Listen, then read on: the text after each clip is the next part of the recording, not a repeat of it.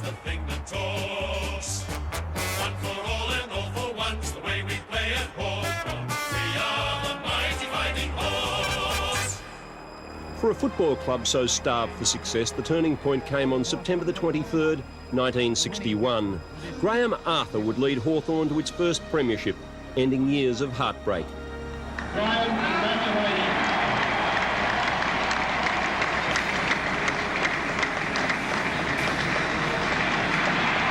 There's the cup being held high by Graham Arthur. A wonderful thrill for Hawthorn, their first ever.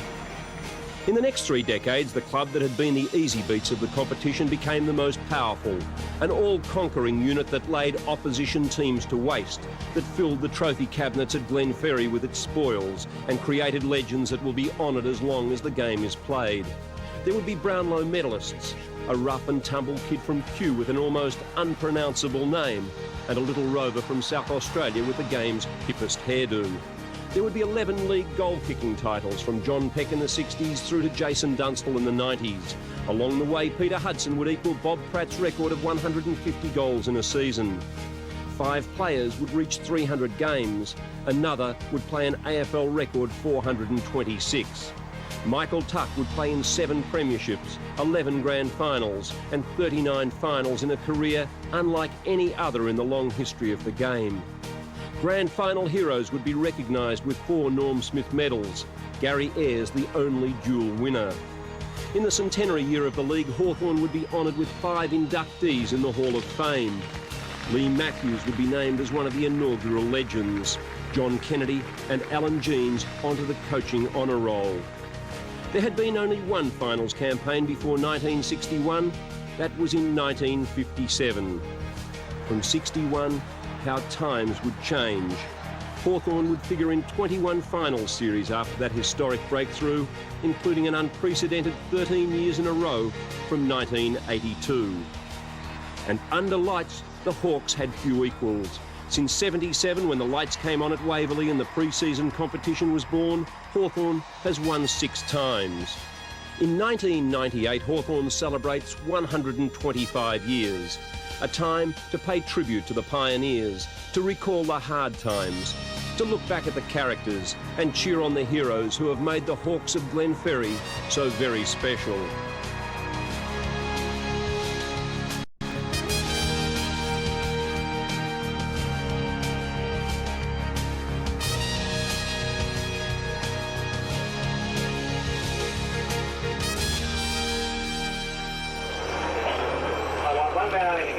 I want that ball to be kicked as far as you can possibly kick it the way you're going, okay? Now that's easy enough to understand. I want that ball punched out of the air if it once it becomes green. Okay, that's easy enough to understand.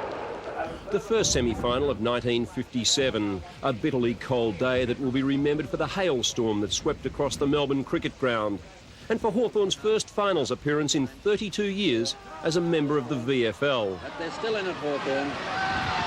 And Carlton are still fighting back. Little McGuinness gets possession. Turns around Sullivan. Trying to find a teammate there, McGuinness. McGuinness gets it, drives down towards centre-half forward. There aren't very many players down that end of the ground, I might tell you, at this stage. And the mark there taken by Gary Young. Now Gary Young would be at centre-half forward. Kicking against the wind.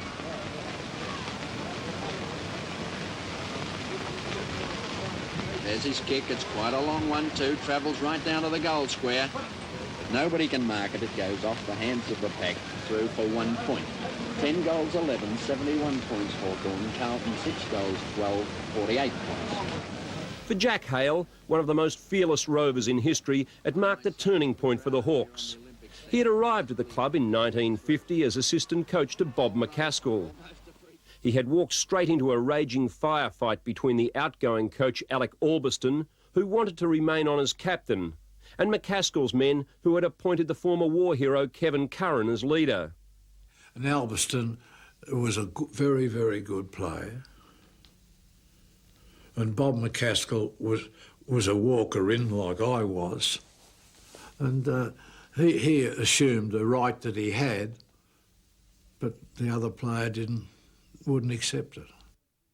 Albiston would leave the club, So too would his vice-captain Col Austin, who had lost the 1949 Brownlow on countback to South's Ron Clegg. It did a lot of damage, really.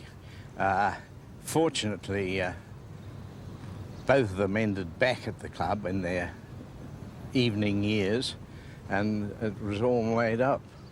But at the time, it was very horrific. The former Carlton Premiership star found a pleasant bunch of blokes who could be beaten into submission with a very short stick. In 1950, the club lost every match. The toughness that Hale relished at Carlton was nowhere to be found. A fella went off the ground, and he said to me, "Who's that, Jack, going off the ground?" And I said, "I don't know. It was the beginning of the season, when you have 100 out there, you know." So I went off to find out. So I walked into the room, and Bo Wallace was a head trainer there, who'd been there since Hawthorn was Hawthorn. And I walked in and I said, "What's the matter with him?" He said, "Oh, Jack, he got hit on top of the finger." He said, "You know, that hurts. Now, I'm giving an insight to what the difference between a league club and a league club, my coming. You wouldn't dare say it hurt, you know, no matter how much it had. You'd go into the toilet and hold it and rub it, anything. I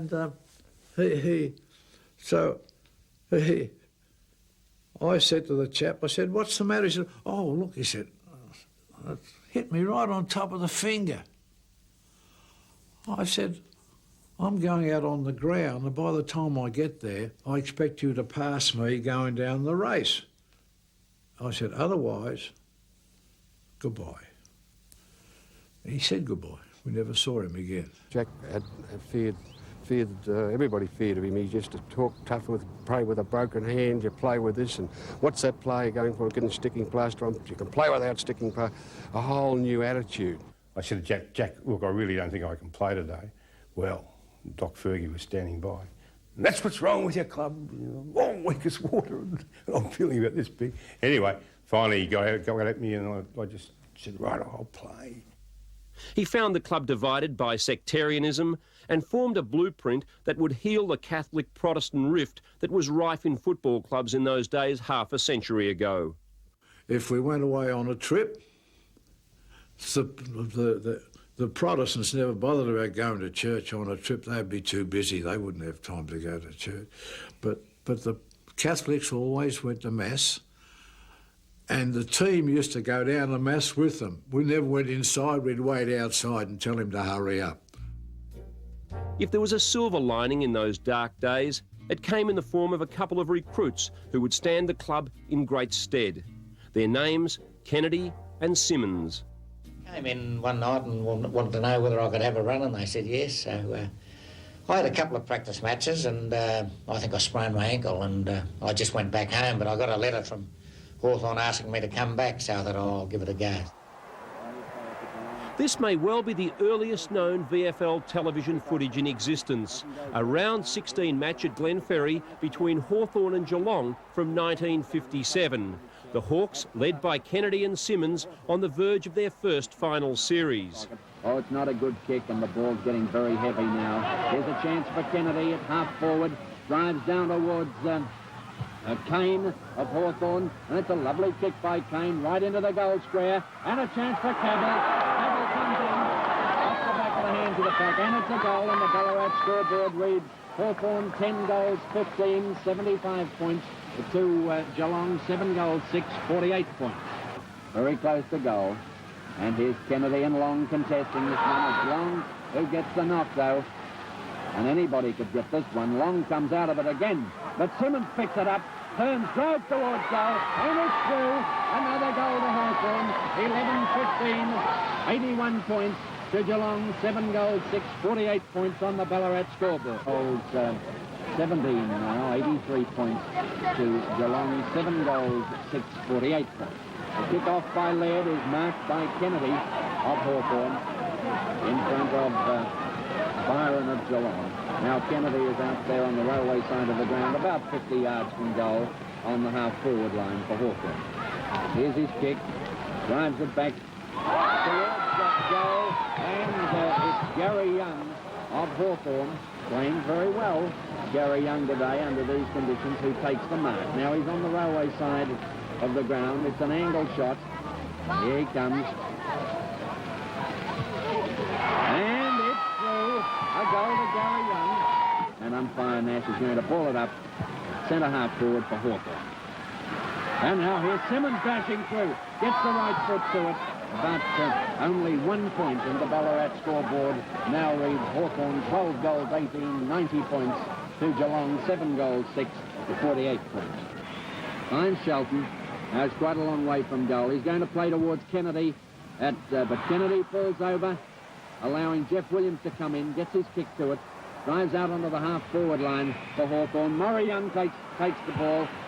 Transfers it to Crane. Crane drives towards goal. And if it wasn't touched, it's through for full point. A great goal by Crane. The spirit and the togetherness was a very strong element in the club, and we had to add an element of ruthlessness as well, because you don't upset the establishment unless things get tough, and they did get tough, and people told us certain things about ourselves. But whilst we got that, we didn't lose the friendship that was made in those times. And the players had a great respect for him. He'd never say anything wrong. Any player could go to him in confidence, know what he asked, and he'd get a good answer from Kennedy. And it just turned out to be the best coach that Hawthorn's ever had as well. Kennedy would win the best and fairest 4 times in his first 5 seasons, and in 1955 was appointed captain. It was the year that saw one of the legends of Hawthorn make his debut. From Bendigo League club Sandhurst came Graham Arthur. And he was a wonderful player's player. I mean, the crowd watch a player and they think, isn't he marvellous, you know? But when you were out there with Graham and he came up and you, for instance, I'd be playing in ruck and I'd think it's going to go out of bounds down the other end of the ground. I'd start to charge down and he'd come and tackle, and he tackled, you know, in such a way, long before his time. He'd never fall over when he tackled the guy. He turned the player, and quite often, there was such purpose in it that he was able to pick up the ball when the guy got rid of it, and it going back the other way. And that's a great thing when you're a player. What you think you're 60 yards the other way and 60 metres your way, you know. Arthur would play 237 games. Like Kennedy, take the best and fairest in his debut season, and would later make his mark as the most famous captain in the Hawks' history. What Jack worked on and incorporated John as captain at that time, and developed a very strong camaraderie in the club that every player felt he was part of the club, like even number 45 off the list, or 35, the list used to be made up of 35 players, but everybody in the club was respected, and that continued through, through those mid-50s when I can talk about the 55, 56 into 57. That became quite strong, and a lot of players lifted because the team worked so well together. Hawthorn got 18 fellas going out there every Saturday for the one reason, that was to bring the flag home to Hawthorn. And that was right, that spread throughout the team. And we used to train of a night time, and they'd train just as hard as they played. Pick them up, a kick off the ground. Like Arthur, Brendan Edwards arrived at the club via Bendigo League side Sandhurst in 1956. His coach, like Arthur's, had been former Hawk skipper Kevin Curran. Edwards, with his magnificent physique, would be the role model for footballers in the decades ahead.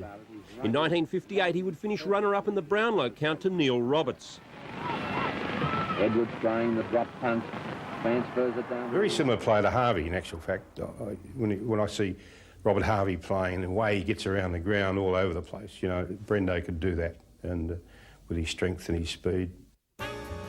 It was Edwards, with Kennedy's blessing, who would formulate the circuit training that would help put part-time footballers on the road to professionalism. In 1957, Hawthorn beat defending premiers Melbourne twice, won a club record 11 games and finished third on the ladder.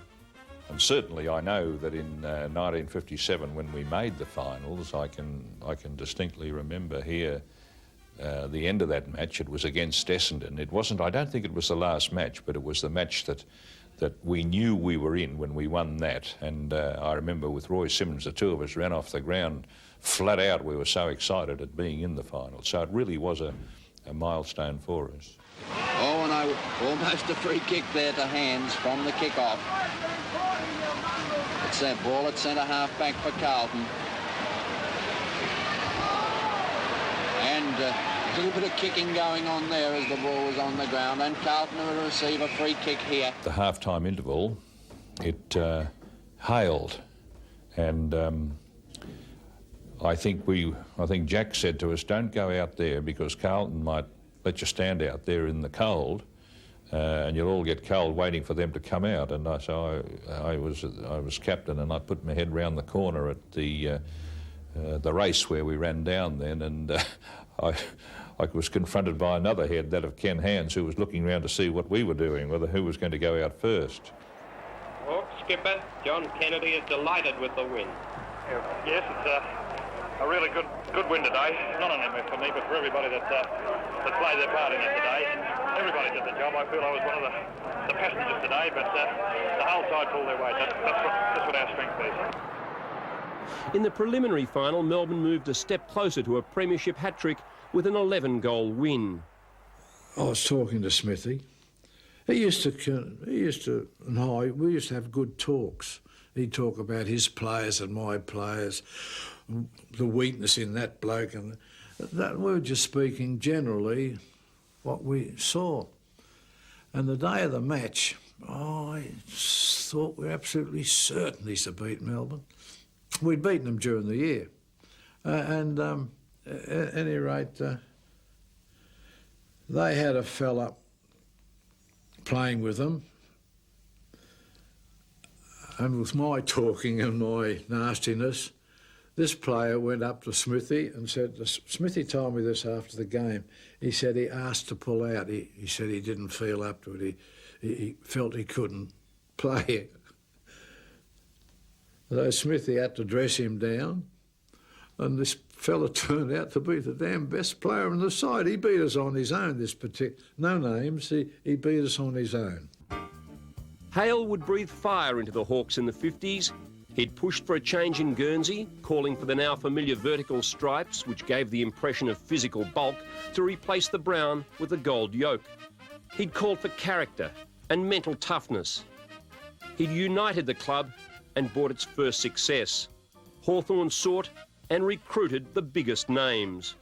Candles Thomason gave us the image of that we were a part of the league, that we had some success. In his first league game, I well remember the late Merv Williams, who had to cover for the Sporting Globe, and young people arrived with candles sticking out of their pocket, and he gave a history of what time he got out of bed and had a shower and did all the other things to play. Hawthorn had never seen that publicity. I think the best thing that ever happened to Hawthorn was capturing Thompson.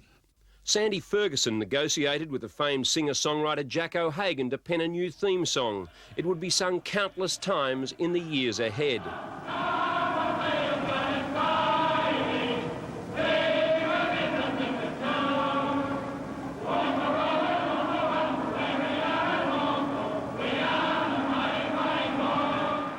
Monday nights were spent at Hale's home in Bentley. Saturday nights were sing-alongs at Glenferrie. The team was moulding. But every player had to perform, so every player had their song to sing, or a little act to perform, or poem, or whatever it might have been. Say you're adorable, B, you're so beautiful, C, you're a cutie full of charms. You know that one? It takes a certain musical genius, I think, to sing out of tune all the way through the song. We had a couple who could do that. I was the first of the rockers. I was Tutti Frutti was my go. Go on. I'll need Simo on the banjo.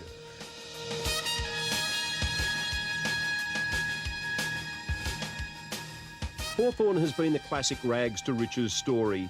From a humble but colourful beginning in February 1873, it languished until joining the VFL in 1925. Over the next 30 years, the club would win the wooden spoon 11 times. Hawthorn was born at the Hawthorn Hotel when a score of enthusiasts drew up a set of rules, elected officials and designed a basic uniform, a white cap with a blue Maltese cross. In 1906, the club moved to the Hawthorn Sports Ground, better known today as Glenferrie Oval.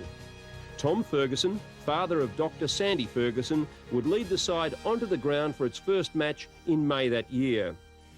We don't know what happened, but by the time we were ready to go into the VFA, we were wearing Williamstown colours, which is blue and gold, and we had to change into another set of colours to play in the VFA, and they retained the gold, adopted the brown. We don't know where the brown came from or who brought it about, but they've been our great colours ever since. Hawthorn might well have disappeared in the years after the First World War. The club had enjoyed a brief relationship with Melbourne, but after one season joined the VFA.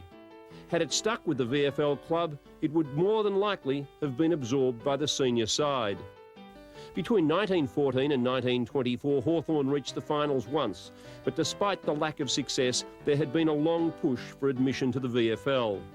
The persistent themes were the convenience and quality of the ground, lack of VFL representation in the eastern suburbs, and the opportunity for the league to gain increased representation. In 1925, by a vote of 14-3, it was admitted to the top competition in the land, along with Footscray and North Melbourne. It came as no surprise that Hawthorn won the wooden spoon in its first season under coach Joko Hall. Dan Minogue, the former Richmond Premiership coach, took over in a playing capacity in 1926 and found an 18-year-old full forward of talent in Bert Hyde. Although Hyde favoured the punt, Minogue urged him to work on the place kick for accuracy and distance.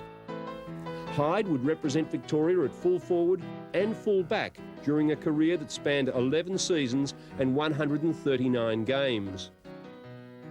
In 1929, Bert Chadwick took over as captain coach in an honorary capacity. Chadwick had been Victorian captain coach 10 times with Melbourne and was one of the biggest names of the 20s. Collingwood's John Jiggy Harris arrived in 1930 and with 6 wins gave the Hawks their best year to date in the league. He would join a carousel of coaches that would include Bill Toomey, Roy Up There Kazali, Len Thomas, Ivan McAlpine, Fred Phillips, Tommy the Turk Layoff, Keith Shea and Bob McCaskill. Jack Hale recalls playing against the Hawthorn sides of the 30s. They'd have always had a half a dozen really good players. Bert Mills was one, the ruck player. He was a Victorian representative. Among the stars of the 30s was Stan Spinks, a local lad from Auburn who won the best and fairest in his first season in 1932 and would finish runner-up to Dick Reynolds in the Brownlow counts of 1937 and 1938. This was the Glenferrie Oval that Spinks knew in the late 30s, shots of the ground taken by a local amateur cameraman. The familiar red rattler slowing to ensure that the passengers got a look at their heroes. The Hawks had been the Mayblooms for decades, apart from one brief, horrendous spell in 1933 when they were christened the Mustard Pots in honour of their yellow Guernseys with the brown V. In 1943, Roy Kazali made changes. He took the club up the ladder, narrowly missing the finals, but more importantly, changed the image of the club. He christened the Hawks at a game against Essendon. He felt that the Mayblooms were a little bit, what manly men would want to resemble, flowers out on the ground.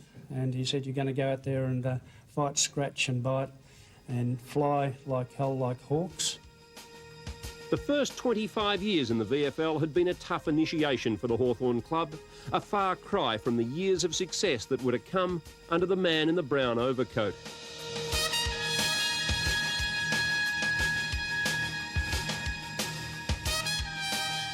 Do! Don't think, Mick! Don't hope! Do! At least you can come up and say, I did this, or I shivered it, or I played on. At least I did something for the sake of the side. Do! In 1977 at the Victorian Arts Centre, a testimonial dinner was held to honour John Kennedy. Past and present players, coaches and administrators paid tribute to the man who did more to shape the modern-day Hawks than any other. Supporters wouldn't appreciate this, but the players probably would.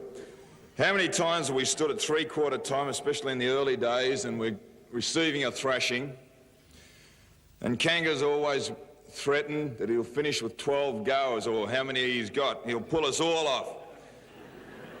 But being a weak individual, he never had the guts to do so. John was on the same bandwagon. Life was changing, people are changing.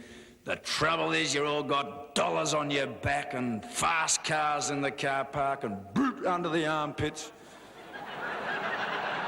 And you really, you laugh, but when you're sitting there, the players don't laugh. It's not, you want to laugh, but you're not really game to.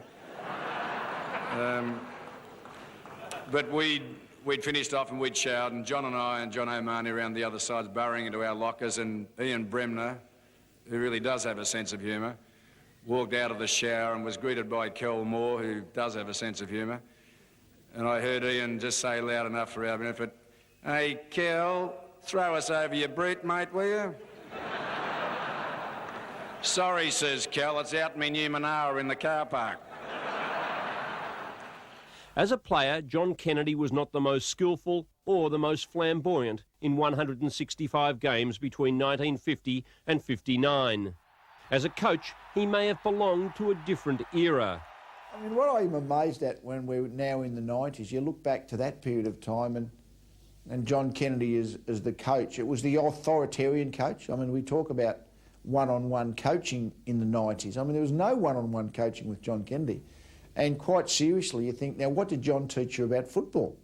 And about specifically the sport of football or the skills of football? And nothing. I can't remember anything.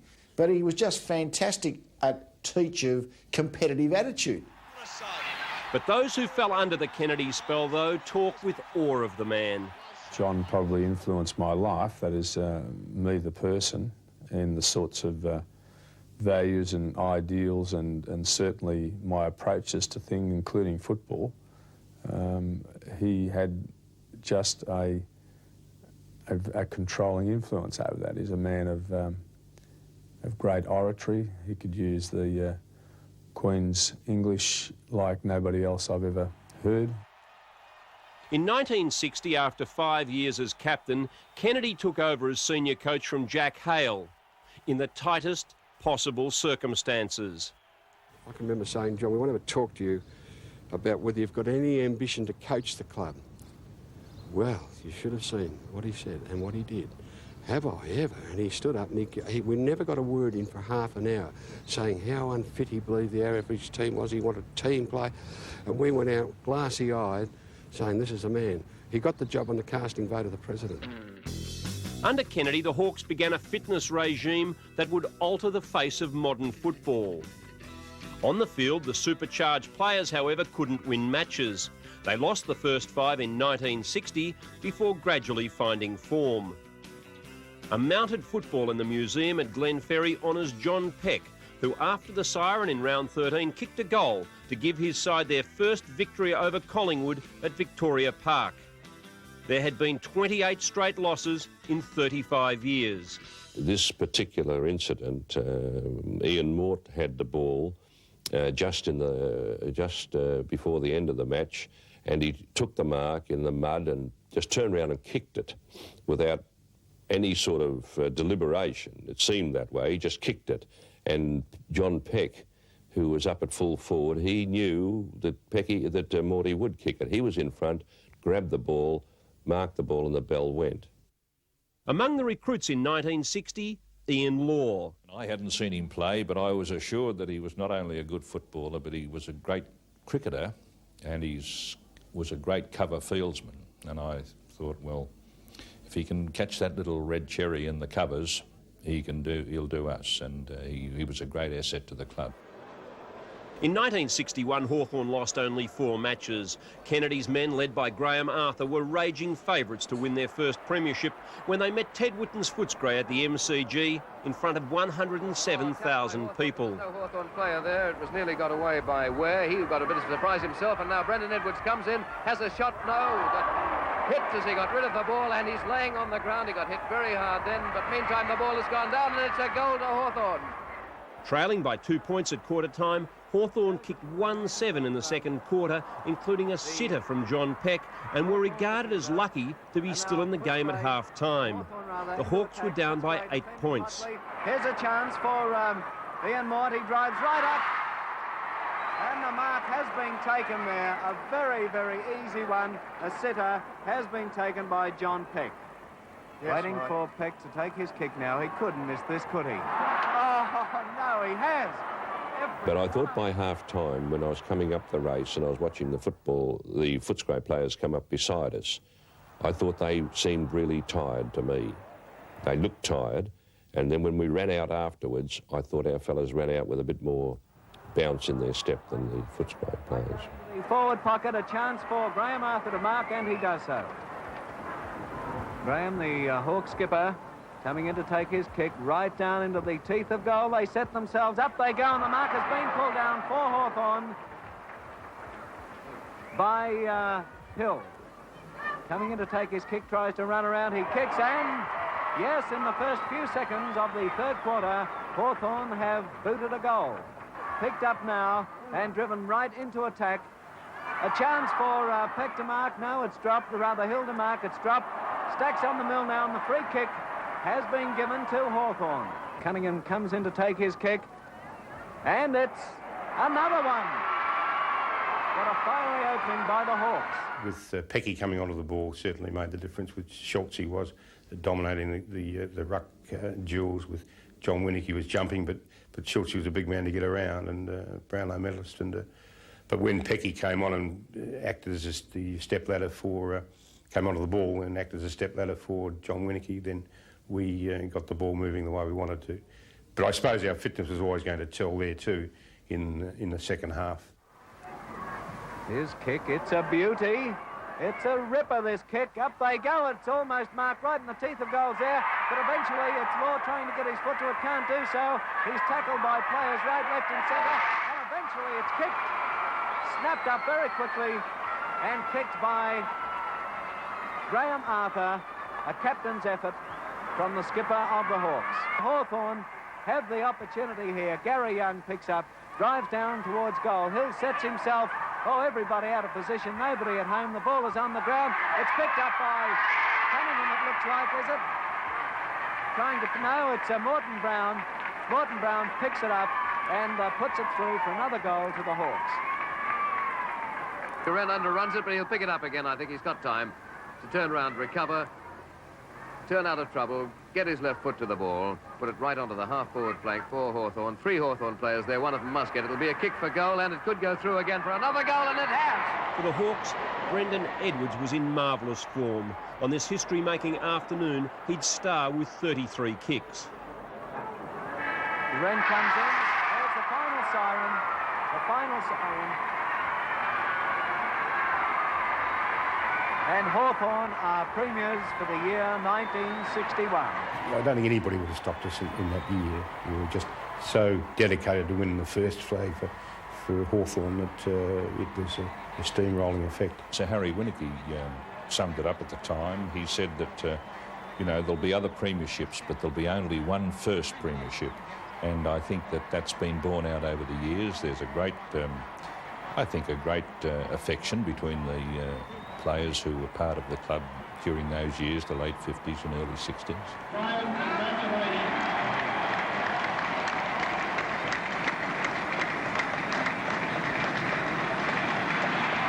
There's the cup being held high by Graham Arthur. A wonderful thrill for Hawthorn, their first ever.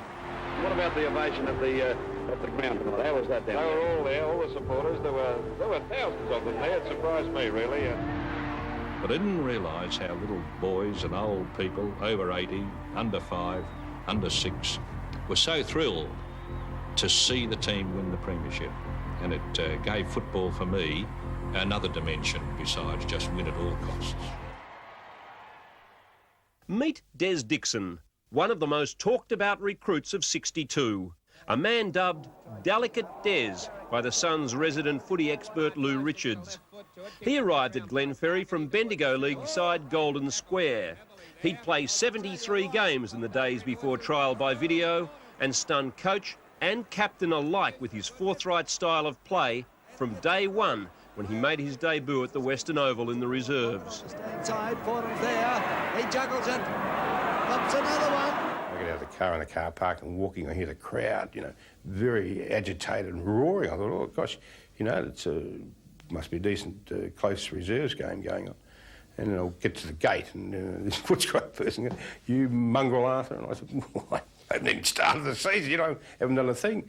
And up the, you know, you come in the gateway at the old Footscray ground, and up the slope there and all the way up, I was getting abused, you Hawthorn mongrels. And anyway, I get up there and I said, what in the hell's going on? Dicko's been reported his first game 8 times.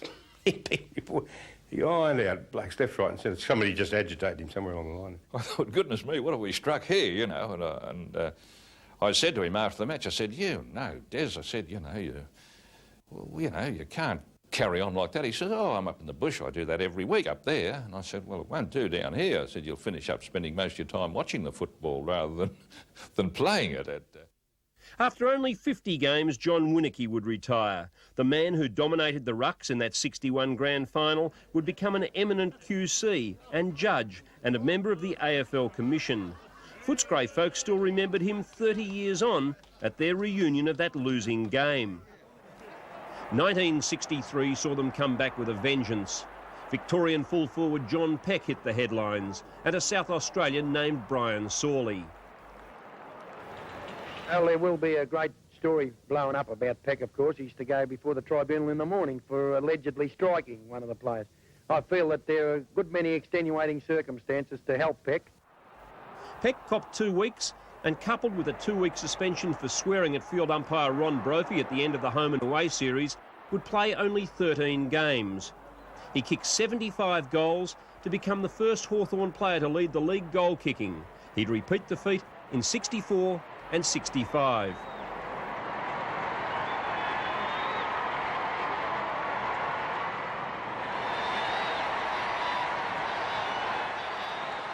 After losing to Geelong in the second semi-final, the Hawks, led by Arthur, played Melbourne in the preliminary final in front of 86,000 at the MCG. The Demons were led by Bluey Adams. Ron Barassi was serving a 4-match penalty following a controversial striking decision involving Richmond's Roger Dean. Their plight was not helped by the late withdrawal of Barassi's deputy, Brian Dixon. To add to the Demons' woes, ruckman John Lord was injured, allowing Ken Beck to take total charge in the ruck. The Hawks had topped the ladder on percentage and were strengthened by the return of Peck after suspension. Burley teammate Des Dixon, however, was still serving a suspension for whacking Noel Teasdale. With Graham Arthur best afield and Ian Law in spectacular form, the Hawks beat the Demons for the 6th time in 8 outings. For the 4th time in 1963, and for the 3rd time in as many matches for the Cats, it was a Geelong-Hawthorn clash to decide the premiership. John Kennedy on the field to urge Graham Arthur and his men on. 101,000 packed into the MCG stands. And in the first term, the Hawks would grab a 3-point lead. But it was to be the year of the Cat, the big cat, Polly Farmer, and his mastery of the rucks and control of the game made all the difference. Then decide to pass it upfield. That must be Sharrock. Sharrock gives it back to Goggin. Here's some beautiful football. A lovely hand pass across to Yates. Yates' shot passes into the goal square. Wooler will play on. A goal to the Cats and the best piece of footy of the day. The game, in fact the season, according to Geelong coach Bob Davis, provided the proof to his oft-repeated boast that skill would beat brawn and bash. We heard all of it. In the 50s when I played, I heard all about the skill of various sides, but certainly when we got close to those sides, during matches, I found that they just went straight at it and knocked us over and got the ball. So I reasoned that we've just got to be a bit stronger there, and when that happens, we've got to go and get the ball. And, they can talk about that till they're blue in the face. Scores on the board. In 1964, John Kennedy accepted a position with the Education Department in Stawell in Western Victoria. His replacement as coach would be Graham Arthur. No, I didn't enjoy it. It was certainly a very worrying time and demanding time. Because when you coached in those days, you're on your own. You know, you had an assistant coach. or a reserves coach, but there was no backup like the coaches have these days. At the start of '65, Arthur stood down as captain, replaced by his deputy Peck. 2 games into the season, he was back. In the mid-60s, as the Hawks struggled unluckily and unsuccessfully under Arthur and Peter O'Donoghue to fight their way back into the Final Four, the club was working feverishly to woo this talented young full forward from New Norfolk in Tasmania. There was no hotter football property than Peter Hudson. At the 1966 ANFC Carnival in Hobart, Hudson kicked 20 goals 20 to have league talent scouts drooling. Hot on his heels, though, and intent on signing him, was Hawthorn secretary Ron Cook. In fairness to Peter, he promised me he'd play for us, and he did. And the pressure he was put under from other clubs and the offers made to him were quite substantial. And it was a nightmare in a lot of ways, because I'd no sooner get back from seeing and report to the board and there'd be an article in the paper that he was thinking of going somewhere else. In 1967, after parting with more than $8,000 and a set of footy jumpers, the Hudson clearance was lodged with the VFL.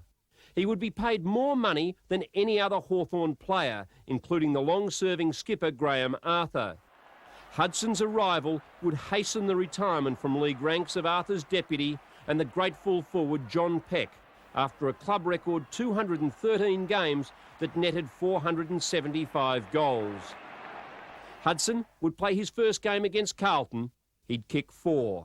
He wasn't getting much of the ball because he seemed to be pretty lightly built, and then it was out in the middle of a waterlogged patch, and he ran through and he picked it up as he ran, and then he kicked it left foot, and it went about, I suppose, 40 metres from an angle, and it was a drop punt left foot straight through the middle. And Graham looked at me and we said nothing, but we both, in our eyes, was the same message, you know, this guy, you know, we can understand what it's all about now. In his debut season, Hudson would boot a modest 57 goals, enough to top the club goal kicking, but some 39 goals shy of Doug Wade's 96 that would top the VFL list.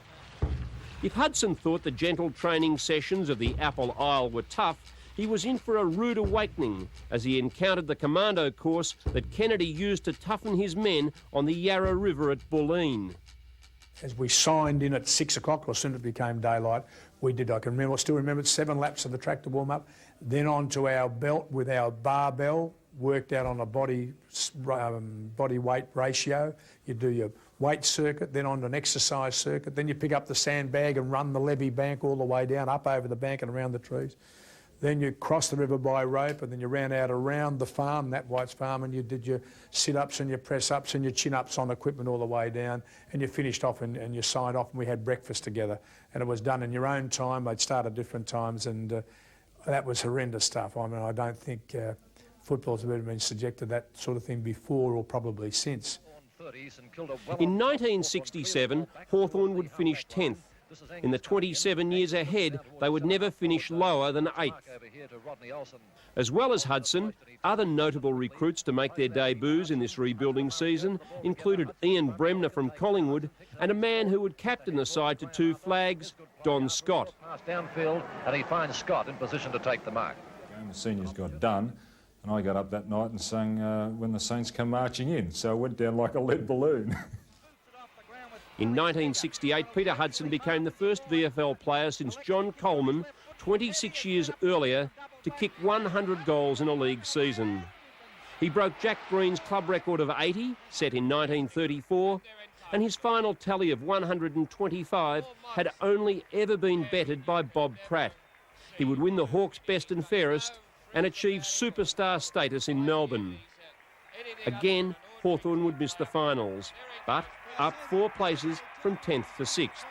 And there's the very famous one of the psalm, which apparently really happened out at Hawthorn, where the Hawthorn church had, "What would you do if Christ came to Hawthorn?" And the fellow wrote underneath, "Shift Peter Hudson to centre half forward." A high floating punt kick. It'll be a difficult one to mark. Merrington flew the ball onto the ground now. Hudson chipping in. Sandy Lancea also as Hudson swings round 50 yards out. Hooks it over its shoulder. It's going goalwards. It's got enough for his 8. Yes, it's right through. At Hawthorn I could see a future. Not an immediate future, but I could see the players there to win a grand final, players such as Peter Crimmins and Bob Keddy and Des Maher and co, and they were all players that made up the backbone of the Hawthorn side that won the premiership in 1971, so that hunch paid off. As Graham Arthur's magnificent career came to an end in 1968, after 255 games and 9 seasons as captain, the right of succession had firmly been put in place. Just as Kennedy had made way for Arthur, so Arthur made way for Parkin.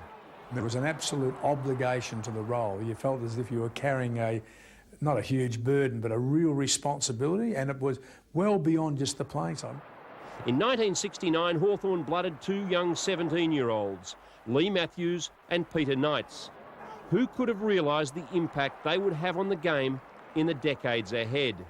When I first came down, I was only 16. It was pretty much unbelievable, I suppose. The likes of John Kennedy and those sort of people around the place. It was something the young fellow dreamt about but didn't ever think would really ever happen. The zones, the Gippsland zone and the Mornington Peninsula zone were just really productive for those few years. Well, they were for probably 15 or 20, which was the basis of where most of Hawthorn's players come from. For the second straight season, Hudson topped 100. His 120 not enough to budge Doug Wade from the goal-kicking title. But at the Interstate Carnival, he joined teammate Bob Keddy as Hawthorn's first All-Australian representatives. Directly in front, kicking to the Richmond goal. No doubt. No doubt. For the third time in the 60s, they would finish just outside the top 4 in 5th spot. In 1970, Hudson kicked 100 goals for the 3rd year in a row. In round 16 at Waverley, he brought the crowd to its feet and inevitably onto the grounds as he kicked 11 for the day. By season's end, he would have kicked 146. Only Pratt's 150 in 1934 stood ahead of him. By 1971, the Hawks were the powerhouse of the competition. Fierce, successful and unstoppable as they produced one of the great seasons in VFL history. We used to have match practice once a week. In those days was tougher, and I do not exaggerate, tougher than any game of football. There were blokes with broken collarbones going off and injuries, and so if you won your stripes on a Wednesday night, you were pretty well right for Saturday. Hawthorn won 19 matches, finished on top of the ladder for the 3rd time in 11 seasons and lost to Footscray Carlton and Richmond. Hudson played all 22 home and away matches, kicked double figures 3 times and going into the finals had 140 goals. But it's through. There's his second. And there's a good mark to Heath. Heath gets it across here to Crimmins. Crimmins a left foot snap across. Up they go. It's Hudson. He'll put it through. Or does he? Yes. The honours would mount. Lee Matthews would represent Victoria 14 times. Against Western Australia in 1971, he showed hints of things to come when he bumped into Barry Cable. I'd like to burn the tape if I could actually find it somewhere. It's a bit like we all might have skeletons in their closet. Many of mine are there in coloured videotape for everyone else to watch as well.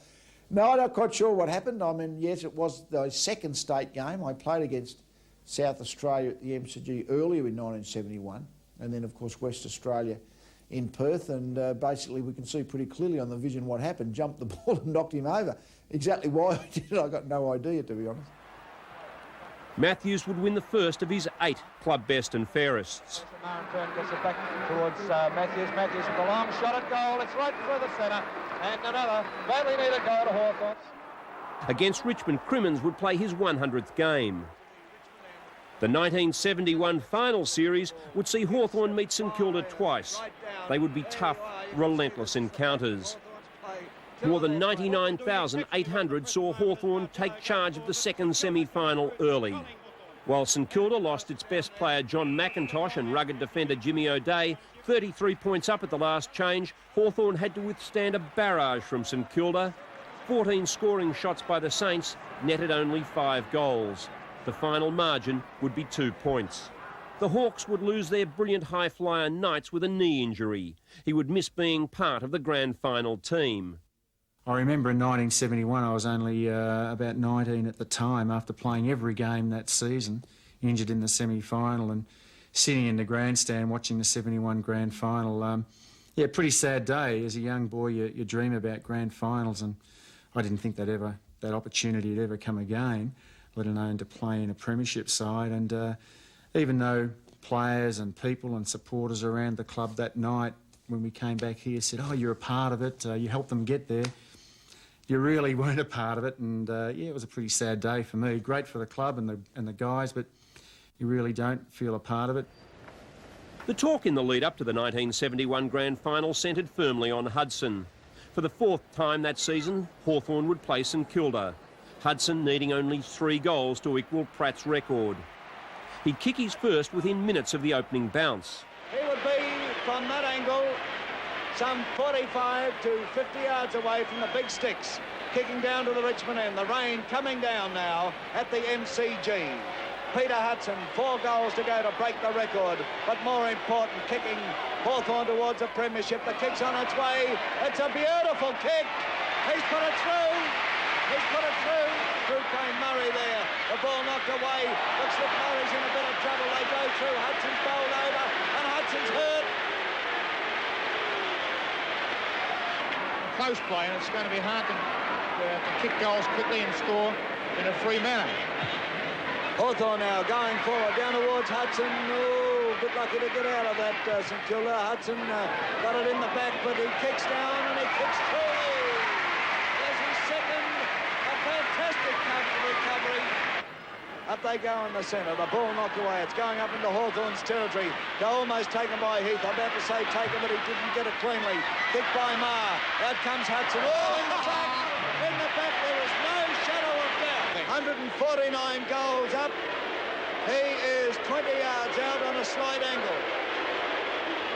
149 goals up, kicking to the scoreboard end. He kicks. 150. Hudson had kicked 3 of Hawthorn's 4 first-half goals. They trailed by 2 points. In the third quarter, though, St Kilda moved further ahead, restricting the Hawks to a goal, yet kicking 4 themselves. 20 points up, the Hawks look rattled. I remember thinking at three-quarter time when going out when Alan's team were about 3 or 4 goals in front, I thought, well, you know, what a rotten thing to happen to us. We've won 19 matches, we fell in the semi-final, and is this going to be the day when we lose? But I think the players thought that too. They must have been thinking the same thing, and they dragged a little bit more out in the last quarter. I remember John saying, well, it's a grand final, we've worked this hard for this long, that if we're going to go down, we ought to go down with a bang. And he was talking in the sense that we might lose the thing. And I remember Scotty, you know, I was captain of the Sky, but Scotty brought the blokes together again, or so they grouped up again, they went away, and he said, what's he talking about losing? He said, we'll win it. And I think Scott set the patterns. Why surrender all the work that you've done, you know, and all you've got is 25 minutes, which could mean the difference between winning and losing. Bob Keddy had struggled against the St Kilda defence, but in the final term, he became the match winner. 12 yards out, directly in front. He kicks. Hawthorn are in front. Straight towards Don Scott. He whips it over towards Keddy. Keddy's going towards the goal. Will it make it? Yes, it's the goal! Look at John Kennedy there.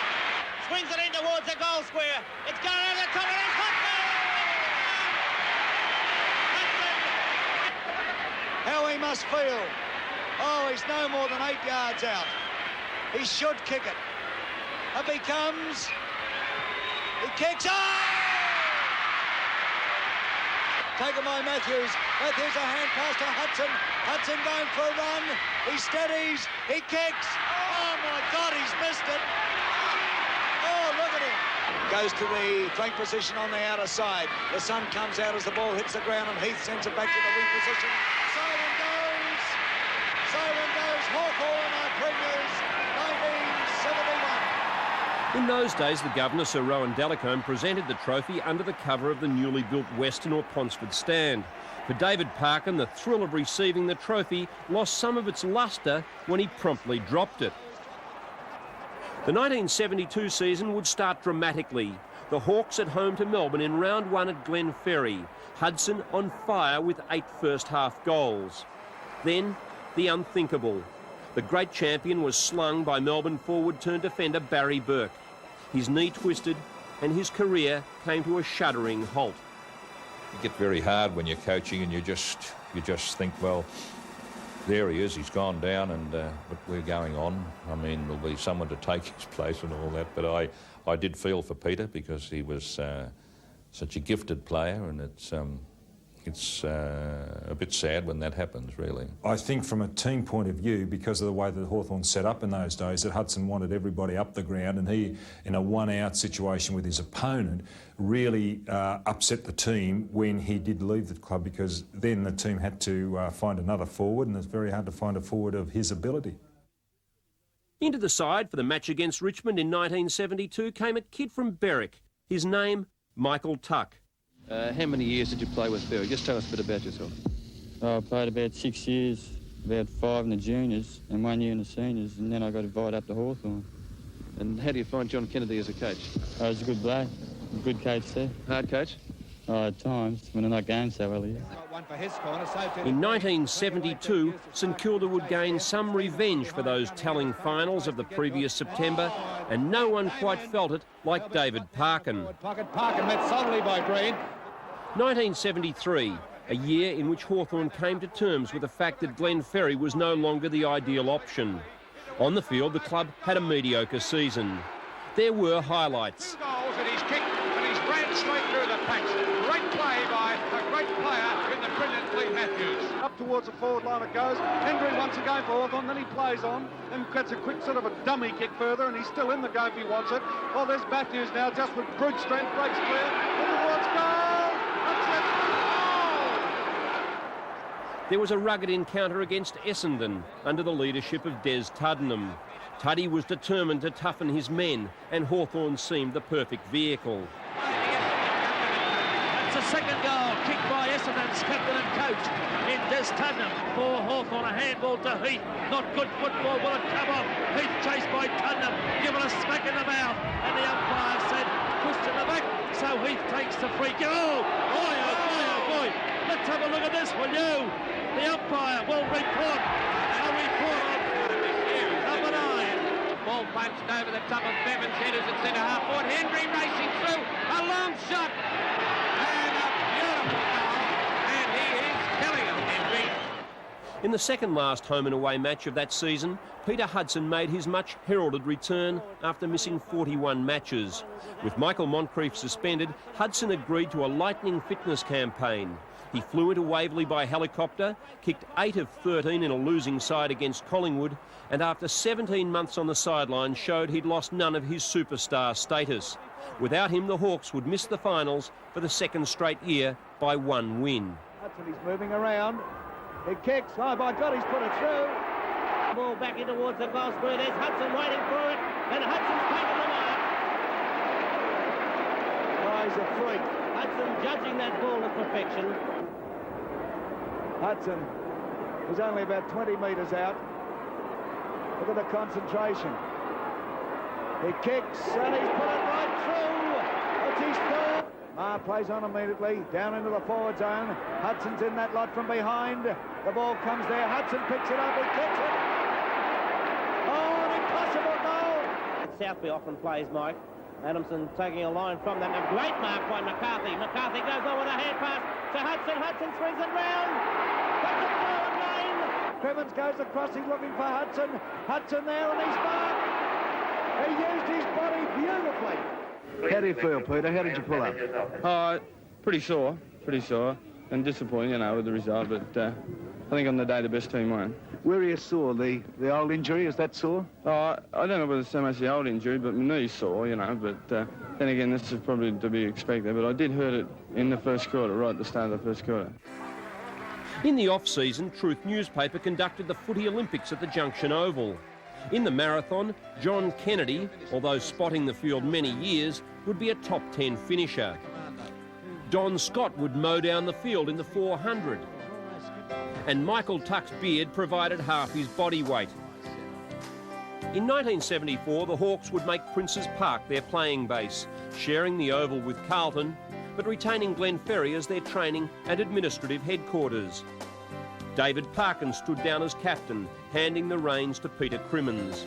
Parkin would play 211 games and 5 for Victoria and accepted the role as Kennedy's assistant, albeit in a playing capacity for half the season. After losing to North in the qualifying final and beating Collingwood in the first semi, a seriously depleted Hawk lineup with Hendry and Knight sidelined came within a whisker of beating the Roos in the preliminary final, North by 5 points. Overshadowing the disappointment of 1974 was an even bigger story. The tragic battle waged by Peter Crimmins was told superbly in the AFL's documentary 100 Years of Australian Football. While Sheedy and Crimmins were slugging it out, the Hawks skipper was battling what was first described as a groin injury.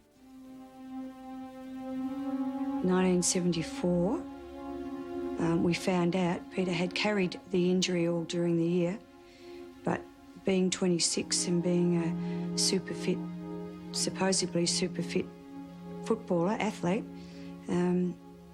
we weren't too concerned about a swollen testicle.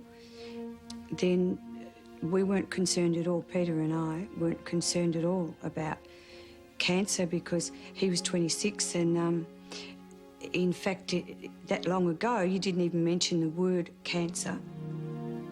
I must admit I did consider the kids straight away as soon as I was told, wondering whether I'd be able to see them grow up to be men, which I would like to see them do. They're 2 boys, but I think that was instantaneous thinking. Now I don't think anything of the sort at the moment. In September 1974, doctors removed a testicle, and after 2 prolonged sessions of chemotherapy, Crimmins fought back, intent on captaining Hawthorn in the 75 grand final.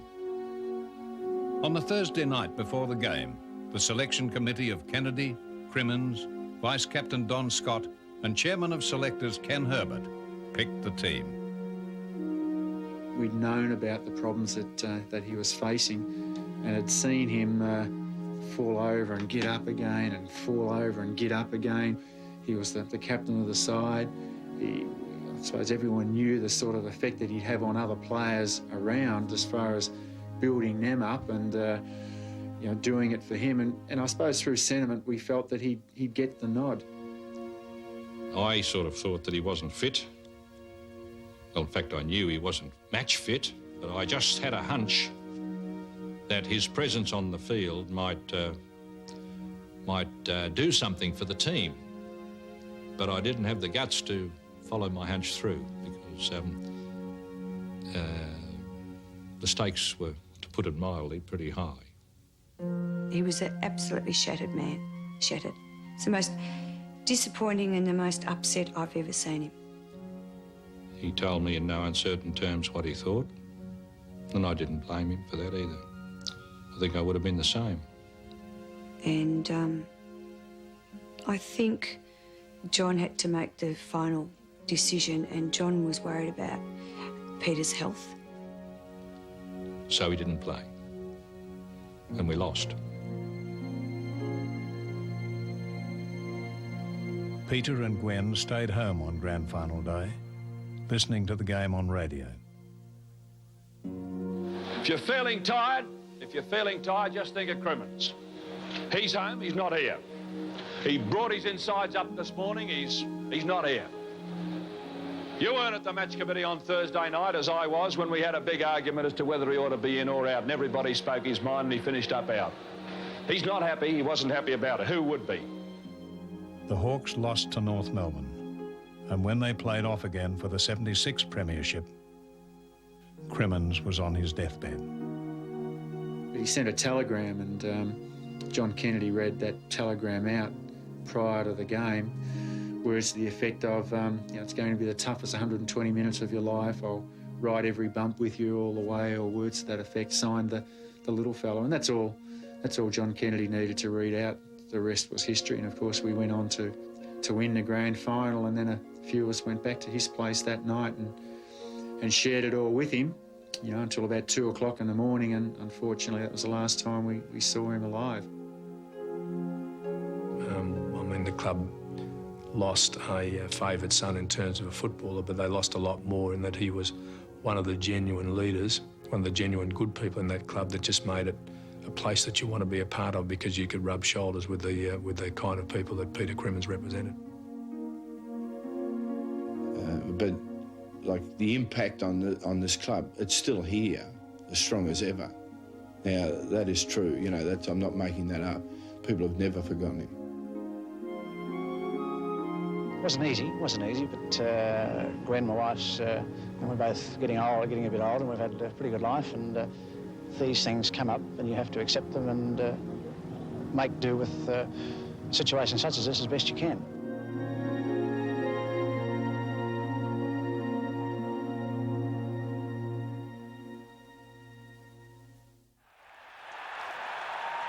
In 1976, Scott had taken over from Crimmins as on-field leader. Peter Knights was unquestionably the most spectacular player in the game and finished second in the Brownlow. And Lee Matthews won his fourth best and fairest. 1976 saw the retirement of John Kennedy as senior coach. The man who led his club to their only 3 premierships at first decided to take leave of absence before handing the reins over to the obvious successor, David Parkin. At the Arts Centre in 1977, he spoke of his love for the club. I've always said this, and I can repeat it without any false modesty, that it has always been in my mind that Hawthorn has done more for me than I've ever been able to do for Hawthorn. You, personally, as people who have played for the team and have barracked for the team and have been associated with the club, may not look at it that way, but we know ourselves best of all, and I know how much in the first few years playing football for Hawthorn, a league club, gave me some sort of confidence that I felt that I lacked. Hawthorn too gave me the chance to play league football, to be part of football. And football for me has always meant 2 things. It's meant the opportunity to play the game and to be judged according to your performance, nothing else. Doesn't matter whether you're black, white, Protestant, Catholic, it doesn't make any difference. You're judged by your performance and nothing else.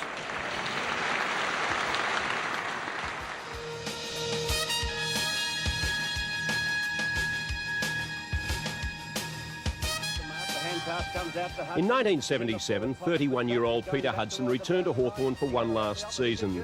For the 4th time, he would top the league goal-kicking, and for the 5th time, he would kick 100 goals in a season. The first man to do so in league history.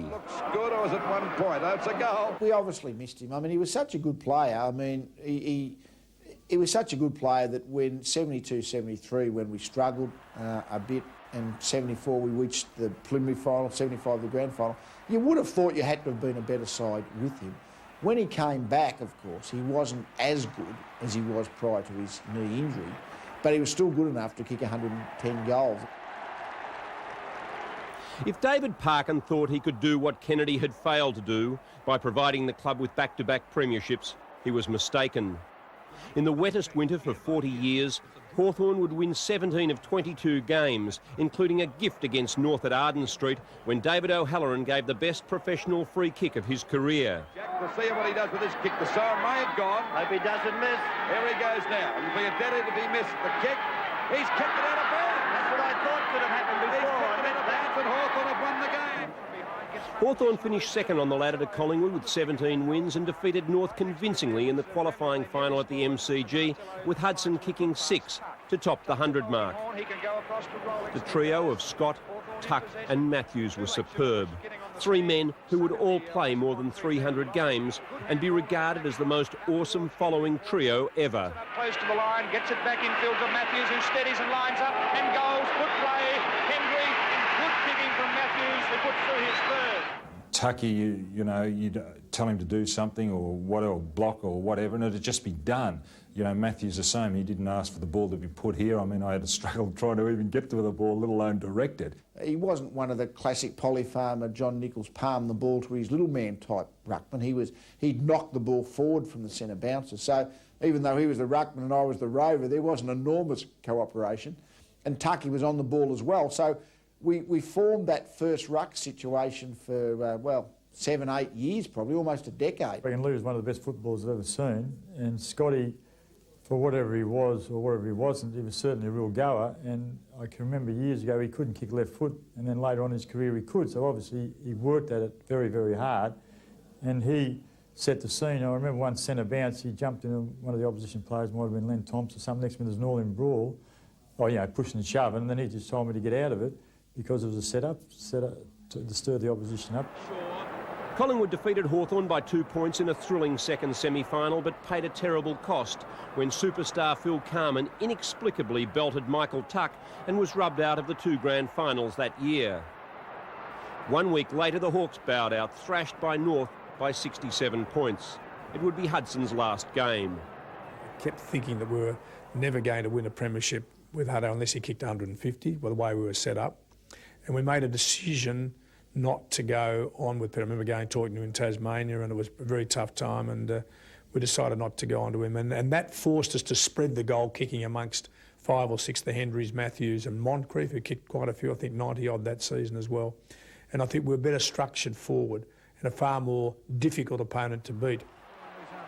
While Parkin had his star players like the brilliant Knights, Scott, Matthews, Moore and Tuck, he added newcomers in 78 like Terry Wallace, Michael McCarthy, Ali de Wolde and from South Melbourne, Norm Goss. Then there was Bertie Di Domenico. Parkin wanted a tougher team. He certainly got it.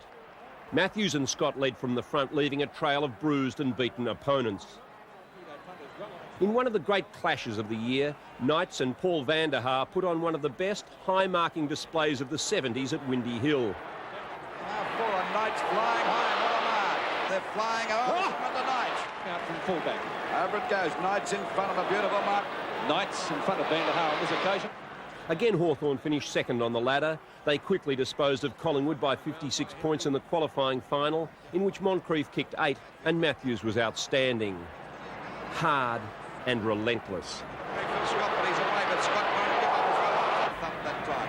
Will it bounce okay for Pickett? No, down he goes for Matthews, and when he bumps them, they stay down. Now Wearmouth going out. Oh, he's grabbed around the neck. With 12 marks and 19 kicks, Matthews was best afield in the second semi-final win over North at Waverley, a match remembered for the Keenan-Scott incident.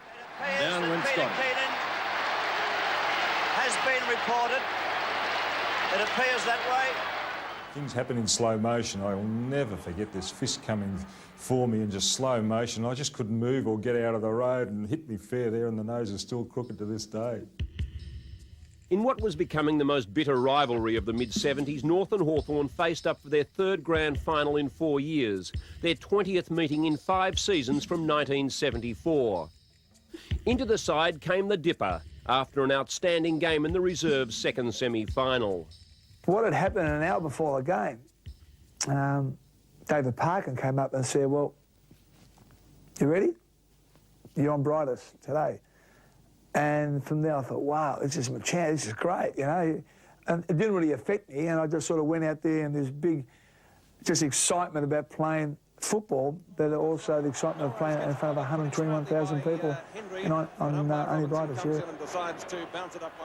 Given the job of blanketing North's best player in the 77 finals, Arnold Brightus, the Dipper took to his task with relish. He would later claim that he had been born to play in grand finals. With 15 kicks and best of field status shared with Lee Matthews, who could doubt him? After a level first half, Hawthorn would blow the game apart in the 3rd quarter with 7 goals 6. Up that time by Di Domenico. Towards the full forward position. Knights flies. Got the mark. Got the mark. Peter Knights. Beautiful mark by Knights. He was knocked out about 10 minutes ago, but he's recovered to take that mark pretty well. Didn't mess about it, through for full points. Scott winning that tap out, looking for Matthews, who picks it up on the run.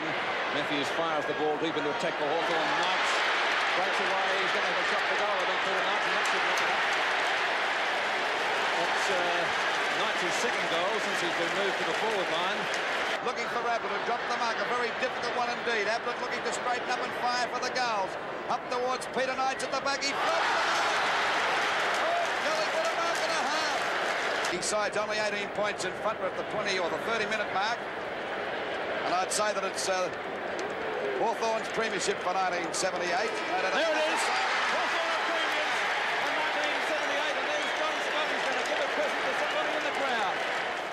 For the second time in 3 years, Don Scott would hold the premiership trophy aloft. It would join the other three at Glen Ferry. The champagne bottle proved harder to crack. For the second time in 3 years, Peter Knights would narrowly miss out on the Brownlow medal. Runner-up to Graham Moss in 76, he would finish a vote behind Blight in 78. We played good, strong footy most of the time, and despite that North had a bit of hype behind them and the expectation, I was always confident that we'd take them in the grand final. It was a great grand final, but I think it was a really good culmination of a year where we, I hate saying, but deserved to be there because of our deeds leading up to it. In 1979, the Hawks survived a dousing against Claremont in the pre-season competition and finished runners-up. But the year was characterised by injury and disappointment, and it was a similar story in 1980. At the end of the season, Parkin resigned as coach. Even in 78, David, a committee man came to me and said about David, passing him on as coach, and I just couldn't handle that. There was a committee man at that stage questioning his ability as a coach in 78, and again it happened with another committee man in 1980 asking my opinion, and his opinion was he couldn't get any more out of those players. David's a very honest individual. He felt he couldn't get any more out of a lot of the players who are in the side, and I can well remember with John Kennedy going through with David the players he didn't feel were going to continue on. So that's what we did, and he accepted it, and I'll never forget it on show day, just before the grand final. It was announced that Dave Parkin was coach of Carlton. The reality was it was probably time for me to go, and for me personally, I was able to pick up a job at Carlton straight away. I just didn't think it was Hawthorn-like the way they went around doing it, and that I just couldn't stomach.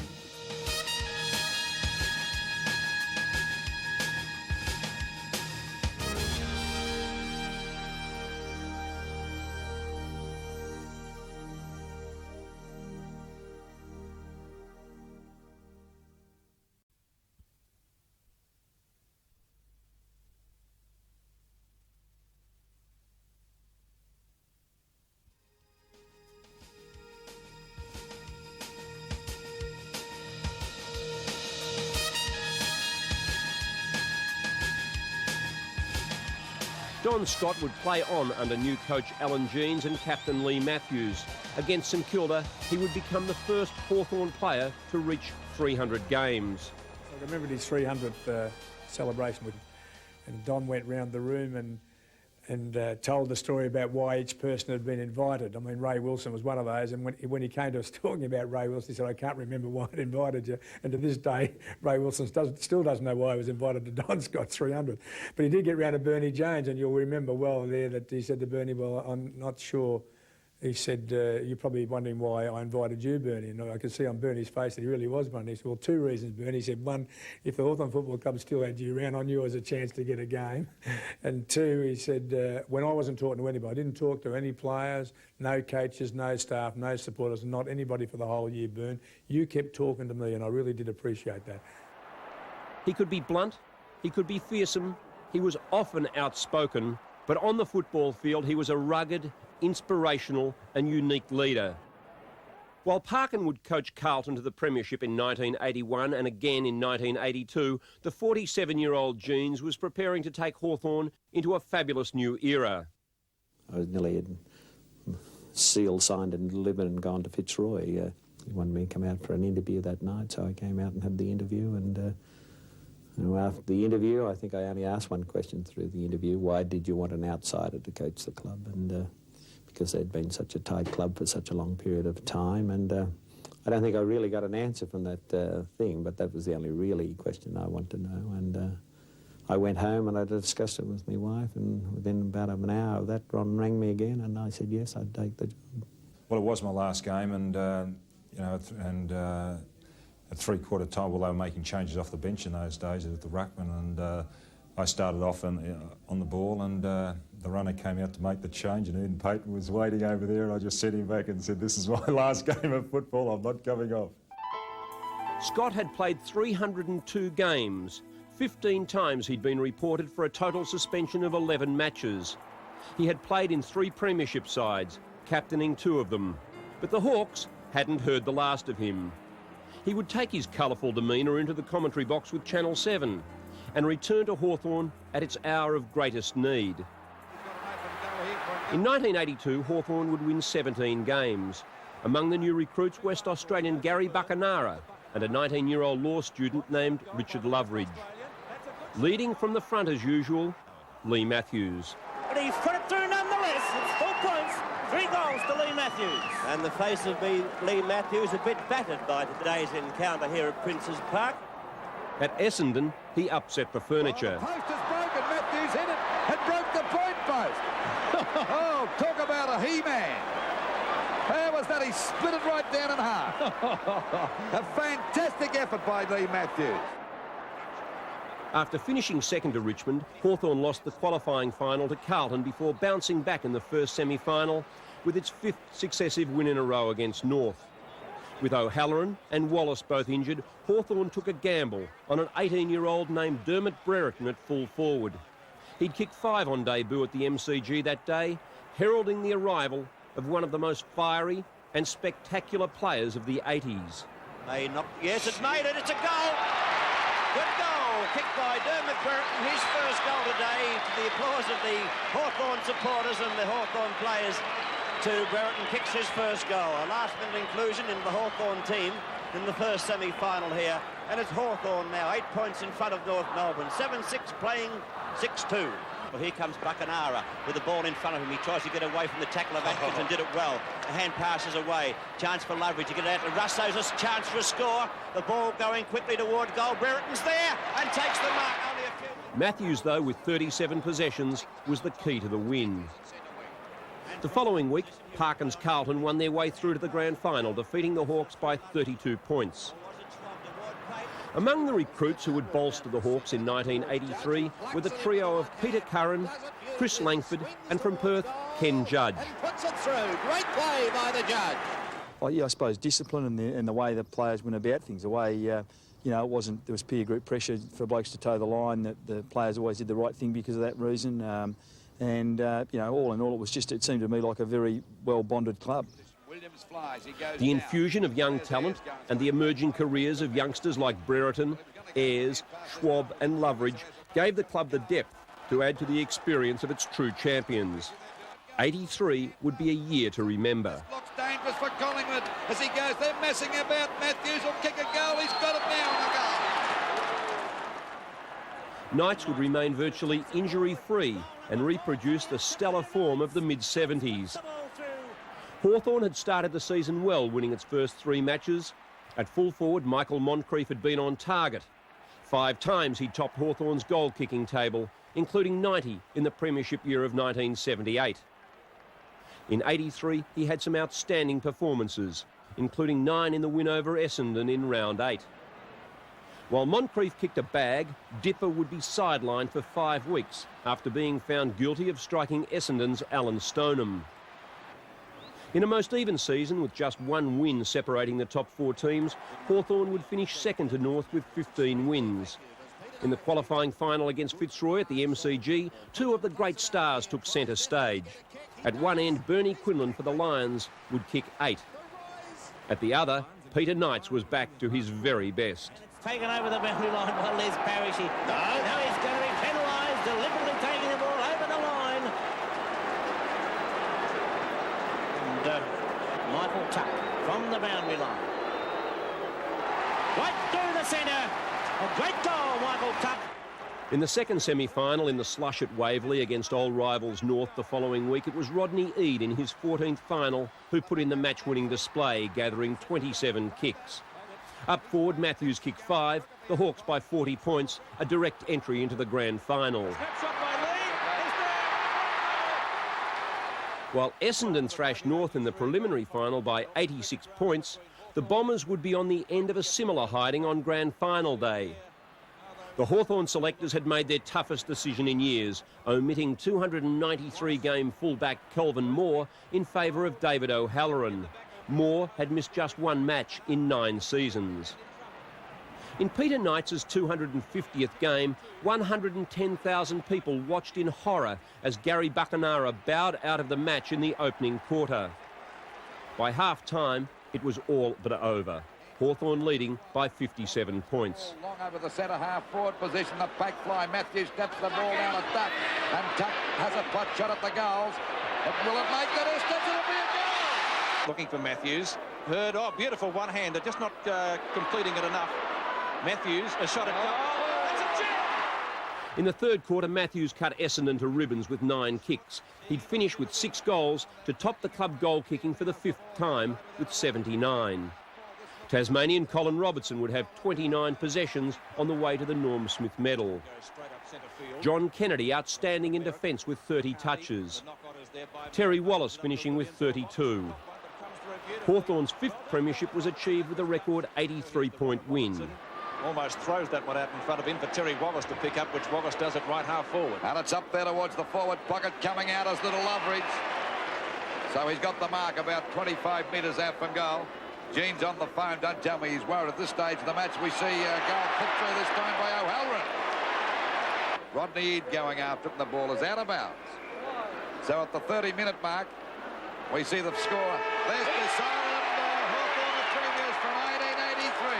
And a fine effort. There's their coach, Alan Genes. And what a happy man. It couldn't have happened to a nicer guy. As captain, I thought he, really showed his class as a captain, and just the way he handled everything through the final series and the preparation and training, and he sort of really came to the forefront as a leader just out on the training track for the last 4 weeks before the final series and right through the final series, and he capped off a wonderful career. He won 8 best and fairest here, as we all know, but he hadn't captained the side to a premiership, and he got his just rewards on that particular day. Yeah, to actually go up there and hold the premiership cup to the crowd, yeah, that was always a very proud and cherished moment. The celebrations went on well into the following week. Dipper and that boater, the talk of the crowd. From that group of men under Alan Genes would emerge the following AFL coaches. Gary Ayres with Geelong, Gary Buckenara with Sydney, Peter Knights with Brisbane and Hawthorn, Ken Judge with the Hawks, Rodney Eade with Sydney, Terry Wallace with Footscray, and Lee Matthews would take Collingwood to the 1990 flag. It was a quality team. I look at the Genes influence and say that he's probably influenced most of the guys who are coaching in modern footy now, and I think if you spoke to most of them, they'd say that the person who was most influential in their careers would have been Alan Genes. So he had a great ability, Genes, I suppose, to sort of get the best out of blokes. He had great man management skills, and he probably taught us a bit along the way, I suppose. That's why most, there's a group of 5 or 6 or 7 of us now coaching. In 1984, Hawthorn opened the season with 5 straight wins before falling to Richmond at Waverley. Lethal Lee would play his 300th game against Footscray. There would be upsets. In round 13, Melbourne won their first game against the Hawks since 1972, ending a run of 22 losses. The next week, Hawthorn hammered St Kilda by 104 points to take top spot. Twice in 1984, Hawthorn would unleash its power with 10 goal quarters against Carlton. John Kennedy superb the first time. And here is the man of the moment. John Kennedy has kicked 3 goals. He has the opportunity of making it 4 and giving the Hawks a 5-goal break. Oh, and it's a beautiful kick off the mark. Brereton doesn't even attempt to fly, leaves it for Langford. Here's another one. How easy is this, says John Kennedy. 5 goals in 23 minutes. The next time the teams met, Peter Curran would kick 5 in a blistering final quarter. The shot at goal is good, and there's another one. Curran thought about the pass. He straightens up from directly in front and shut the gate as Hawthorn go to 19-14. Against Collingwood, John Kennedy would break his leg in the opening minutes, ending a great season. Kennedy just about in the rooms. That's either an ankle, a calf, or... The face of football in the 80s, the Wacko Jacko show when Hawthorn met Geelong.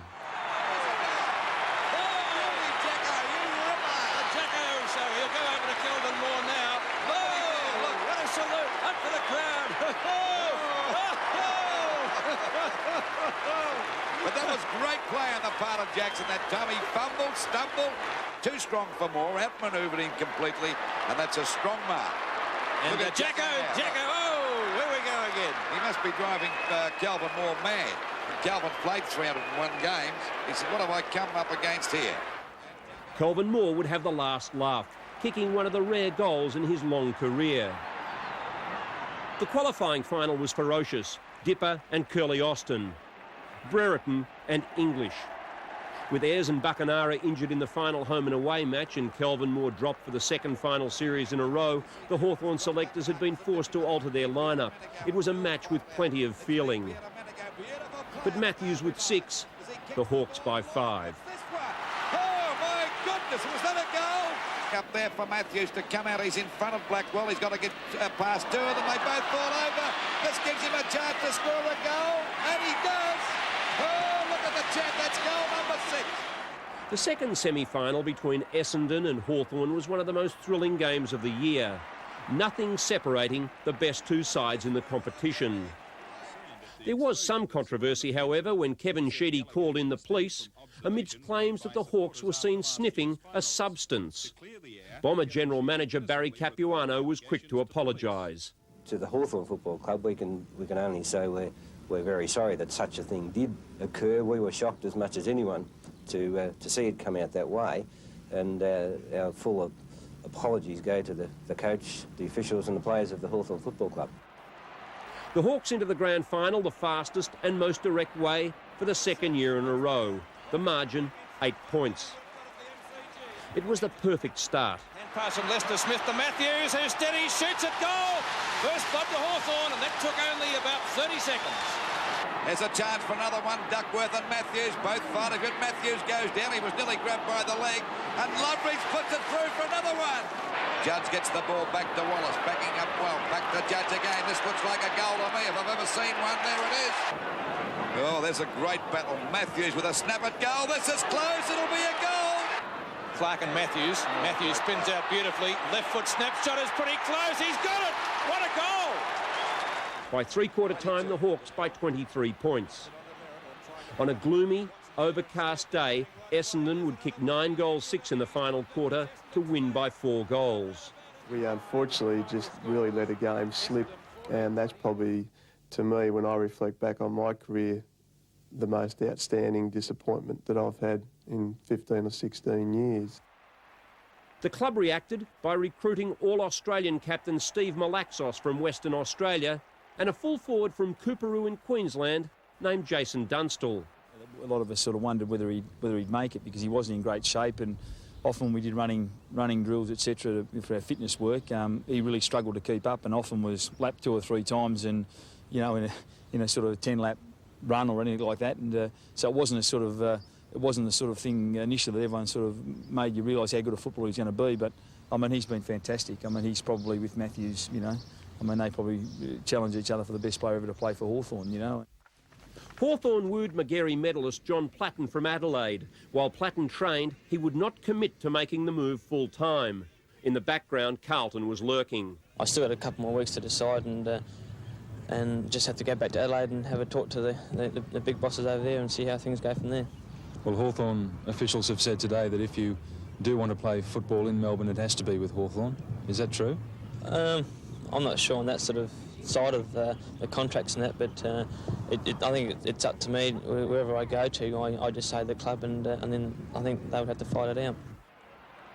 In round 6, Gary Ablett came back and kicked 6 goals against Hawthorn. The youngster who couldn't fit in with the Hawks on the way to becoming a legend.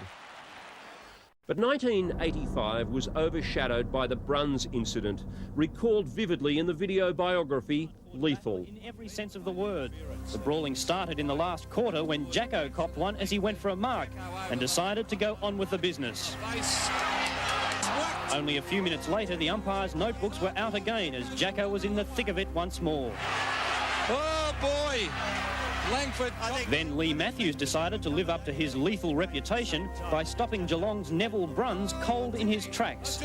This incident escaped the umpire's attention, but not that of the Geelong players as they swarmed in on Matthews, who received some instant retribution. That's going on everywhere here. As Matthews was led bleeding from the ground, Jacko was back again to offer some obviously heartfelt advice. Bruns too had to be taken from the ground with blood pouring from his face. I can remember the first thing to myself, after Brunsy ran past and I'd sort of struck him, and I thought, what did I do that for, you know? And then I thought, oh, they'll be coming.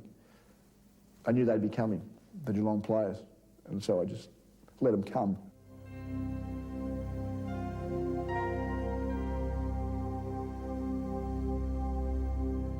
Matthews paid dearly for the Bruns incident, not so much in the football arena, where he was suspended 4 matches, but in the public arena, where he was tried and, some say, executed. Lee Matthews was one of the central figures in last week's violent last quarter between the Hawks and the Cats at Princes Park. Matthews was involved in an incident with Geelong's Neville Bruns and then clashed with another Geelong player.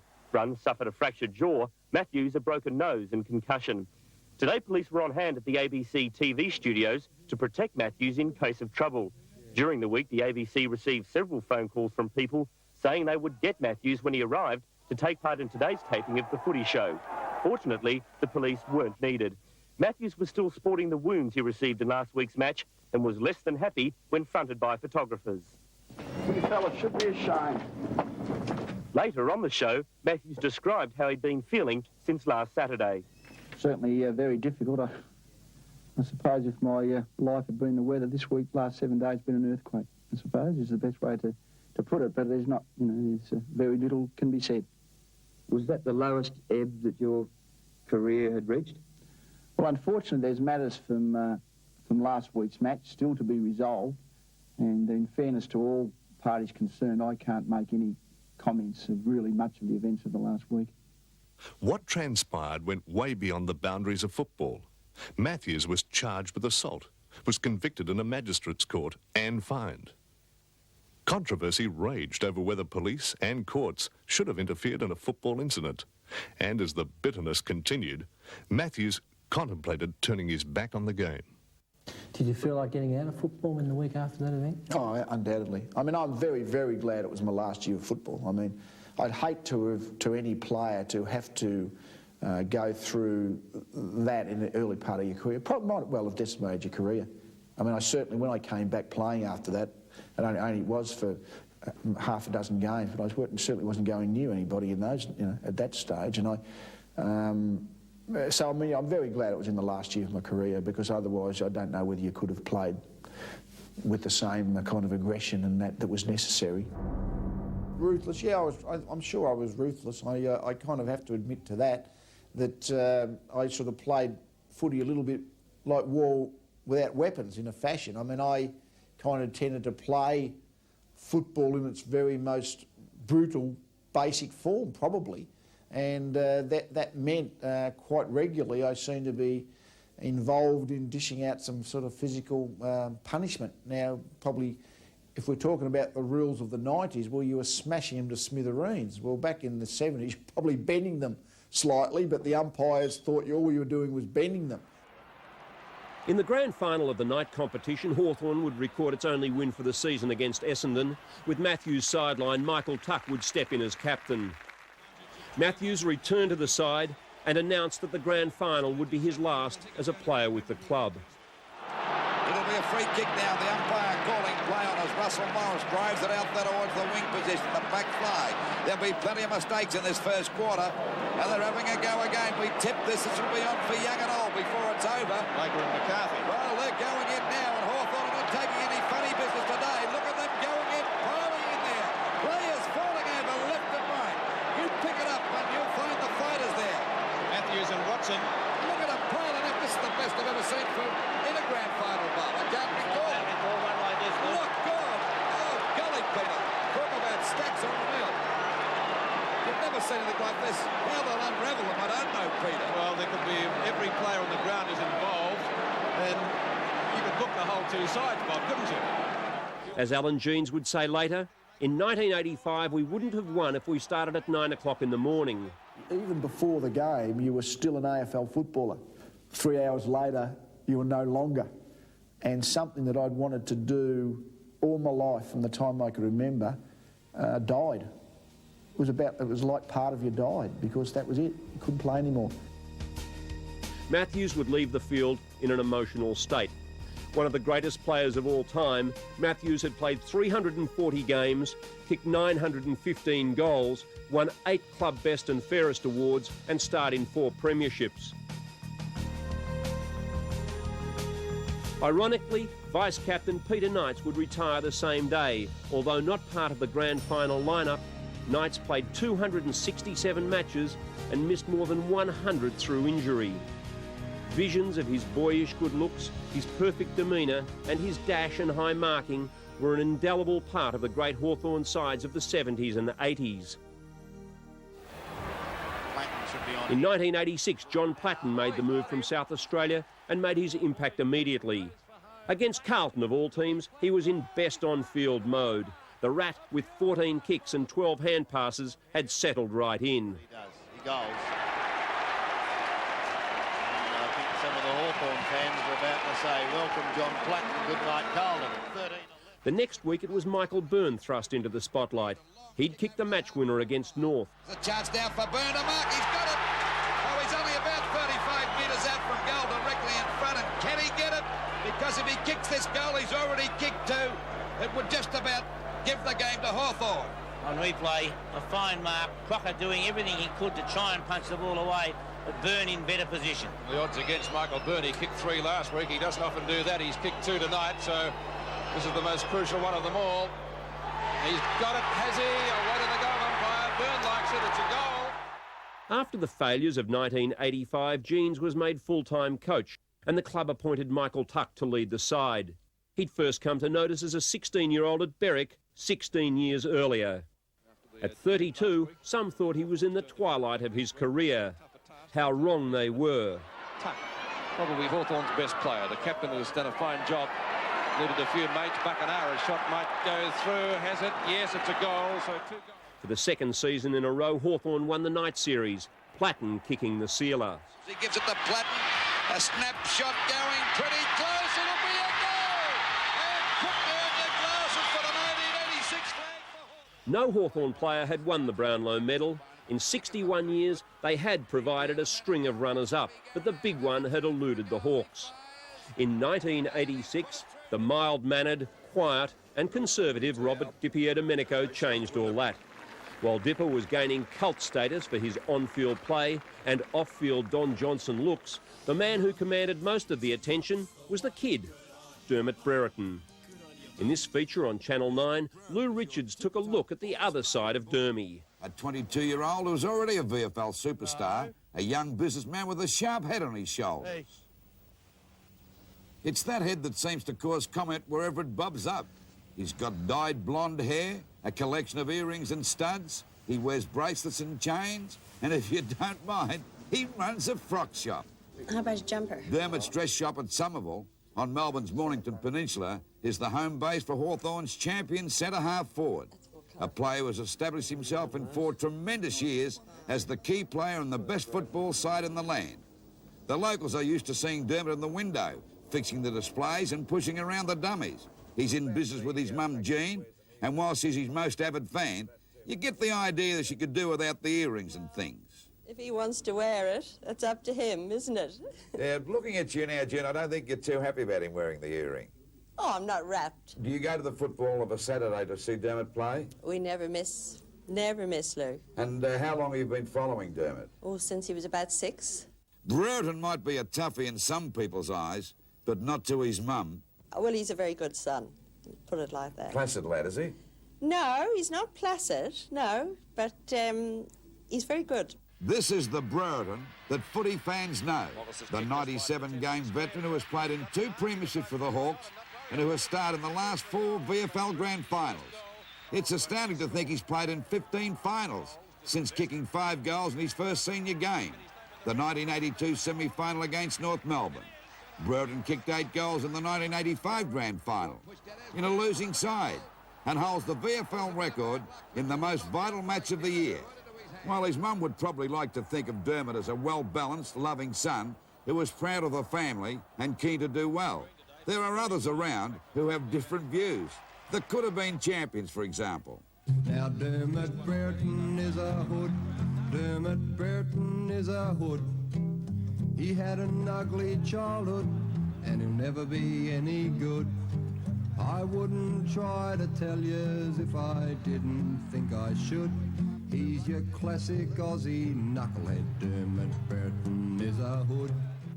I don't know. I think I've always opted for something a little bit different out of the normal. What about the hair? I came out a few years ago, a friend of mine, he's got a shop on the highway under wraps. He said, come on, and he's one of these fellas that likes to have people walking out of their hairdressers as if they're from Mars. And he said, come on, come down here. And I said, all right, I'll let you have a go at it. I don't like staying the same for too long. I like a bit of change. And walked out of there with virtually white hair. Forget the flash side of Dermot Brereton. He's going to be one of the great players of the 80s. It's that dog of his that's got me worried. In 1986, Hawthorn had finished on top of the ladder for the 4th time. In the grand final, 101,000 saw the Hawks in the big one for the 4th year in a row.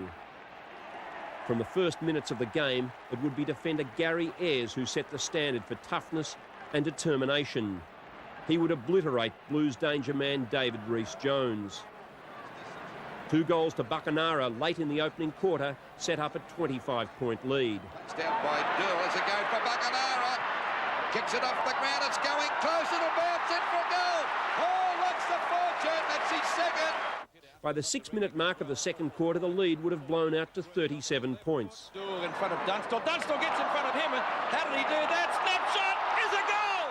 Dunstall kicked 3 in the third quarter, and when Brereton goaled on 3-quarter time for his 4th, the game was all but over.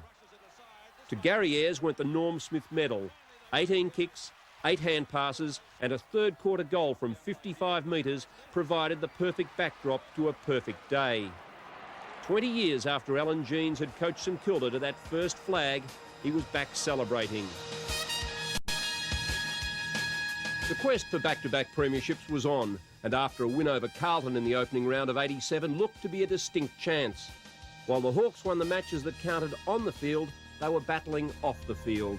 Separate legal battles took up much of their time as Hawthorn focused on retaining forward Gary Buckenara, who wanted to return to Perth, and to gain Paul Harding from the West. In the end, the matters were decided in court. Buckenara asked the Supreme Court to set aside his contract with Hawthorn. He claimed the club's chief executive, John Lawrence, promised him the 2-year option for 1987 and 1988 would not be taken up. Lawrence denied that, saying he told Buckenara in 1984 if he didn't return to form, the club wasn't likely to exercise its 2-year option. In his judgment today, Mr Justice Crockett said he had no hesitation in accepting Lawrence's version. He said there was no rational reason for Lawrence agreeing to what Buckenara had claimed. The judge added it was probable Buckenara had complained of homesickness to Lawrence so often he had persuaded himself he was promised freedom. Today's decision is the second court victory for Hawthorn in the last 2 days. Yesterday, the Supreme Court ruled that Paul Harding's contract was valid and binding. In the expanded AFL competition, 2 new teams were added. For the first time, Hawthorn would play at Carrara against the Brisbane Bears, coached by former champ Peter Knights. Unfortunately for Knights, the best Queenslander on the field that day was playing for the other side. Jason Dunstall was simply fantastic. He'd kick 11 and display the agility and quality that would mark him as one of the all-time great full forwards. Tremendous play now. This will be a goal because Platten can run right down the ground, no one coming at him, and David O'Keefe isn't going to have a goal kicked against him, so Platten runs into the open goal. That's the easiest goal I've ever seen. In 1987, Russell Morris would enjoy the highs and lows of league football. With Chris Langford and John Platten, he would be selected in the All-Australian team. At Carrara, he was viciously flattened by Jimmy Edmund. Against Carlton in round 14, Alan Jeans would bring up game number 500 as a league coach. Only Jock McHale at Collingwood had served the game longer in this role. In a thriller, Yabby would work overtime for his money. Chance now for Paul Deere. Loveridge. Buckenara shoots. 4 goals down at half-time, the Hawks surged home. And Hawthorn for the first time in the match. It's in between wing and half-forward. To the back, Green bowled over. No whistle. Tuck. Great play. There's the siren. And the Hawks have got up by a point. Talking of earning money, the Dipper was the hottest property in the game. He took time out to hit the silver screen. A country town that has been transformed into Cooper's Crossing, the setting for Nine's magnificent drama series, The Flying Doctors. And this is Bruce, better known to footy fans as Brownlow medalist and Hawthorn tough man Robert Di Pierdomenico, or to tongue-tied footy commentators as simply the Big Dipper. The transformation was pretty simple, really. A few tattoos, a puff or two of powder, and a few days' growth, and you've got Big Bad Bruce, a truckie with a mean streak, who's all set to terrorise the locals.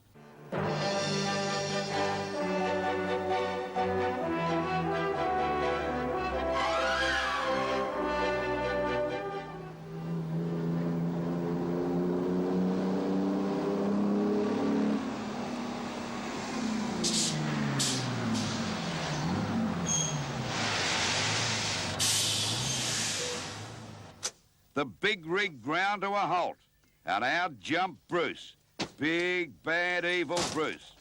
And boy, were the townspeople worried. Flying Doctor's favourite, Dr. Chris, played by Liz Birch, was a bit taken aback with the show's latest guest star. Who? Oh yes, the footballer. Well, he's keen, he's inventive, he's tall. He'll never make an actor. Now, this is the way viewers on the Nine Network will see Dipper in action, as the uncouth Bruce, later this year on The Flying Doctors.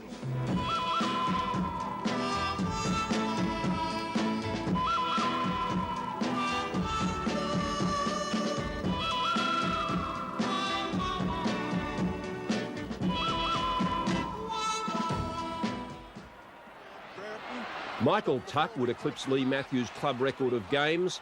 Dermot Brereton would almost single-handedly defeat Sydney at Princes Park. His 22 kicks and 15 marks breathtaking. And in the 22nd and final home and away match, Dunstall would seal a memorable win with a minute and a half on the clock against Geelong. The Hawks had finished second on the ladder to Carlton. The qualifying final against Sydney at Waverley would be a mere formality. If Jeans was looking for premiership form, this was it. Russo to Buckenara, into the open goal, bang, and I think that's another one to the Hawks. Dunstall taps it out to Tuck. Tuck hooks towards goal. It's a lovely looking kick. It's a great goal. Hand pass towards Morris. Over the top it'll go to Dunstall. Dunstall into the open goals. It's a goal. Curran elects to go long towards half forward. Brereton, a beautiful mark. Well, the Hawks really have a lot of skill. Here's danger because Peter Russo's only 30 metres out. He lines up and fires, and that's another one. The margin of 99 points was the greatest ever in a qualifying final. A week later, the Hawks came back to earth on the same ground, a hard encounter with Carlton. To make matters worse, Dunstall was injured. He'd kicked 94 goals for the season and would be cruelly robbed of his first 100. He would not play again in '87. For the third week in a row, Hawthorn returned to the wide expanses of VFL Park. In the end, it would come down to a 15-metre penalty given away by Jim Steins and a shot after the siren by Gary Buckenara. He misses, Melbourne are in. There's the kick.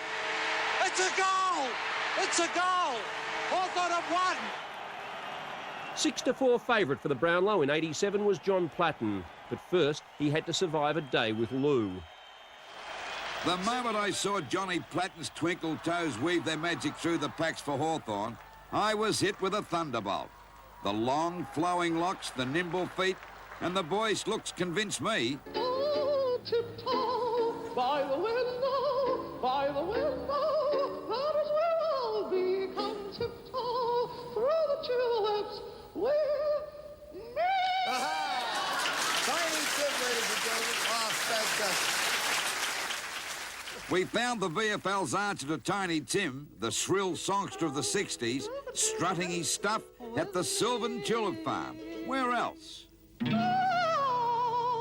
tiptoe from the garden, by the garden, along the willow tree, and tiptoe through the tulips with me. Me, dear.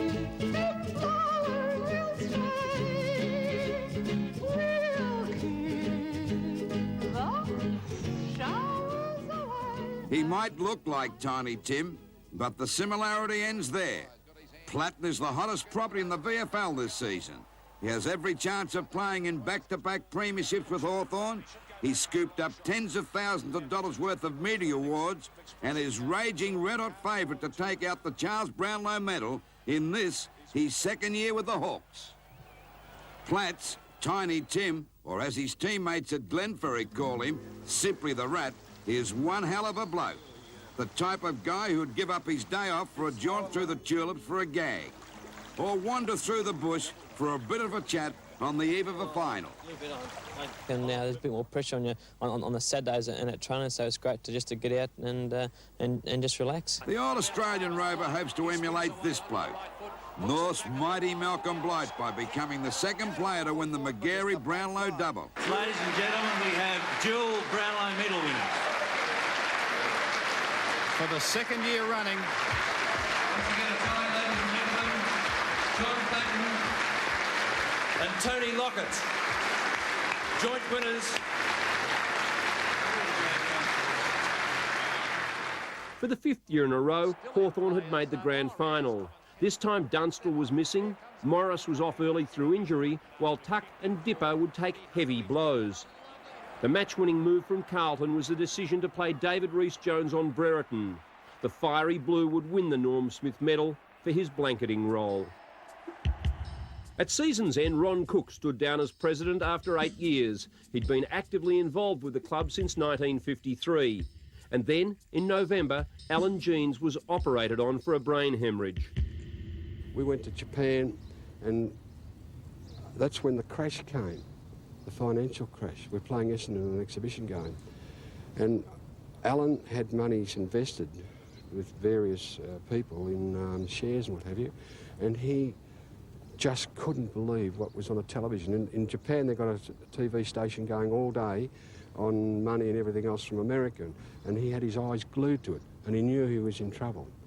He had his aneurysm on the Monday night after we returned, and of course we had to wait until we knew he wasn't going to coach the next year. We're just hoping that he would survive initially. We then had to decide, well, what do we do? Because we were hopeful that he would be able to return after 12 months off. Football manager Alan Joyce was the logical replacement. Ron Cook came to me and said that, and I met the board, and they said they'd like to appoint me coach for 1 year. And Ron spelled it out, no uncertain terms, the only way Ron can, and said, well, it is 1 year only, and that's it. And at the end of it, Alan returns as coach, and I said, fine. There could not have been a better choice. In the pre-season Panasonic Cup, the Hawks beat Geelong to win the night premiership for the 3rd time in 4 years. Tuck and Joyce there to accept the spoils. Hawthorn would have a superb season. Under the intensely quiet Joyce, the club would top the ladder. They had stars on every line and the best captain in league football. Brereton would figure in the most talked about incident of the season. Round 18 against Essendon, and the kid took on the Bombers. I wouldn't like to meet either of them in a dark night and be unfriendly. And, well, there's a bit of humour in football. They look like they're enjoying themselves. Billy started laughing, and I showed him that I was trying to show him that he held no fears for me, so I kissed him on the cheek. The next week, Jason Dunstall would kick his 100th goal. He would end the season with 132 goals, winning his first Coleman medal along the way. With a club record equalling 19 wins, Hawthorn would top the ladder. The grand final of '88 was one of the great mismatches. The experienced Hawks against a Melbourne team that had not played off for the flag since 1964. Mrs Kennedy and Rash, they go through. There's Abbott, who's played every game this year. Way to Morrissey. Off to Schwab. Snap for goal, and he's kicked it. And I think there were 3 things in the second quarter against Melbourne. That one was when John Platten hit Dunstall in the chest from when it started to rain, and he kicked the goal. Dippy had a Domenico from Morrissey, kicked another one on his left foot, and Dermott screwed one back from the boundary line. 3 goals, I think it was 17 points up. And those 3 goals at that particular period put us up 34 points within probably 3 or 4 minutes. And talking to a lot of young players even today, that's the difference between winning and losing. Here's Gary Ayres. I don't know what position Gary Ayres is playing. He's everywhere. It was a classic game in that everything you basically did came off, and to have that in a grand final, it was very, very nice. And to win my second Norm Smith medal certainly was a big adrenaline surge for me, or a rush, and I certainly remember that. With the left foot towards half-forward. Ayres, great mark, Ayres. Superb mark. Alan Joyce took over as coach, took over from a legend. He's done it his way this afternoon. Congratulations to him. The Hawks going for a record here. Abbott on the run. Can he kick his sixth? He can! And that is a record margin in a grand final. We're out of time in the grand final.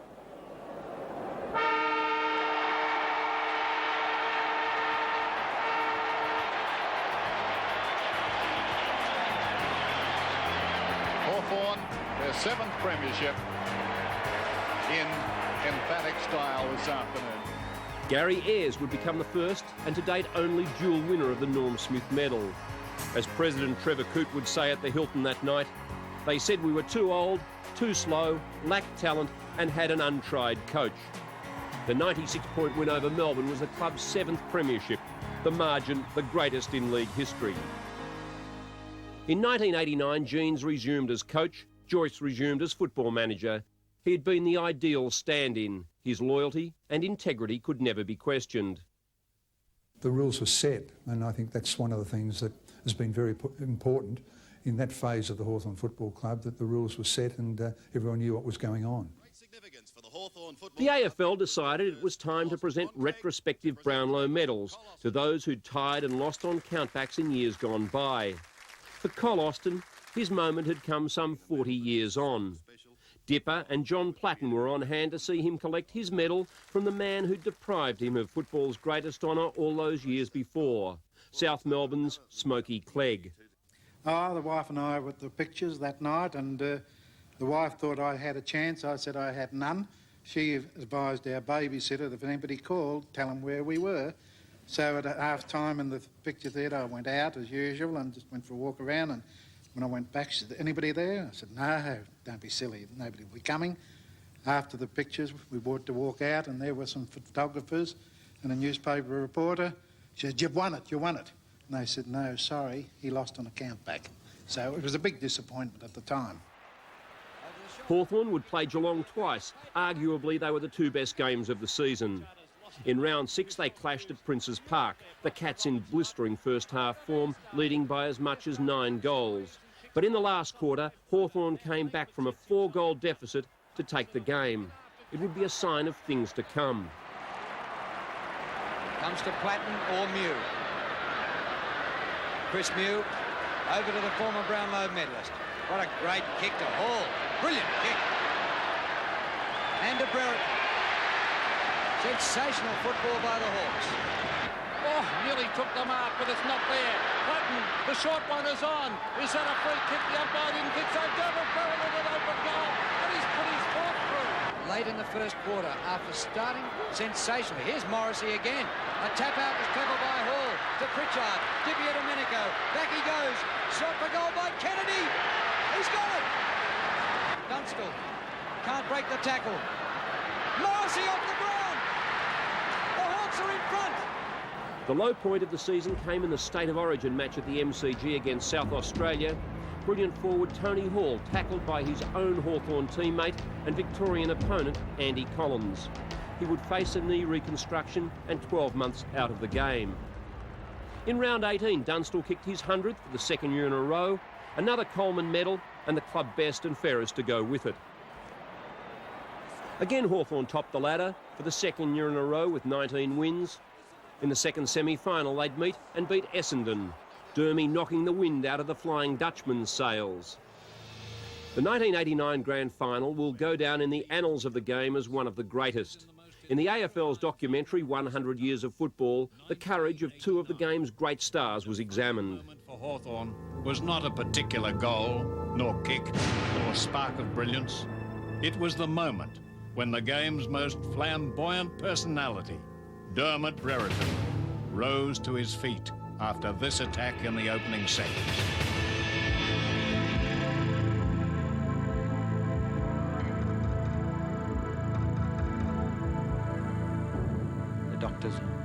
wanted him to come off the ground, but he wouldn't come, so we moved him down into the forward pocket.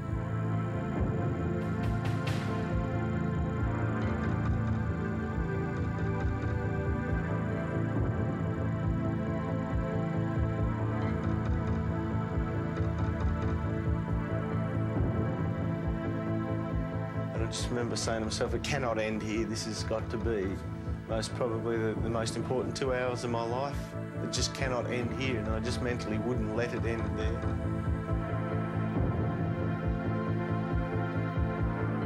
His body convulsing, his mind confused. But in the face of one man, the courage born of commitment, the will never to surrender till the premiership is won.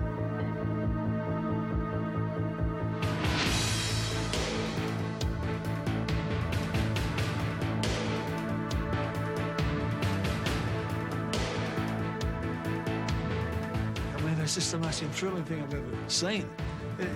My heart was just out here, you know, screaming out, you know, go Dermot. There's no myths about Brereton's courage. He was a sensational player. His courage, whether you like him or not, he handed it out. He never ever pulled out when it came his turn when he wasn't in the box seat.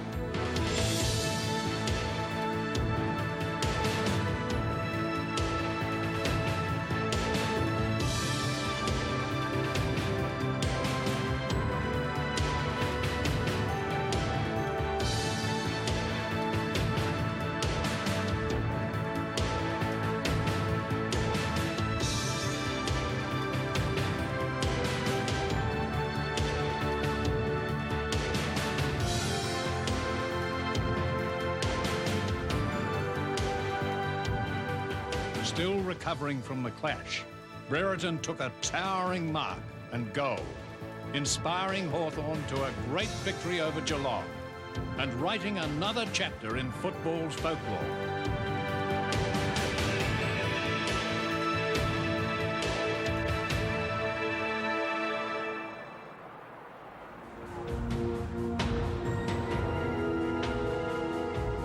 Geelong hadn't won since 1963, while Hawthorn, despite their age of supremacy, had never won back-to-back flags.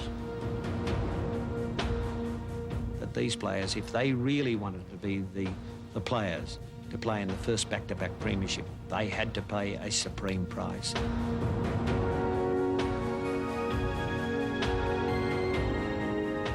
The price was supreme, but no one minded paying it.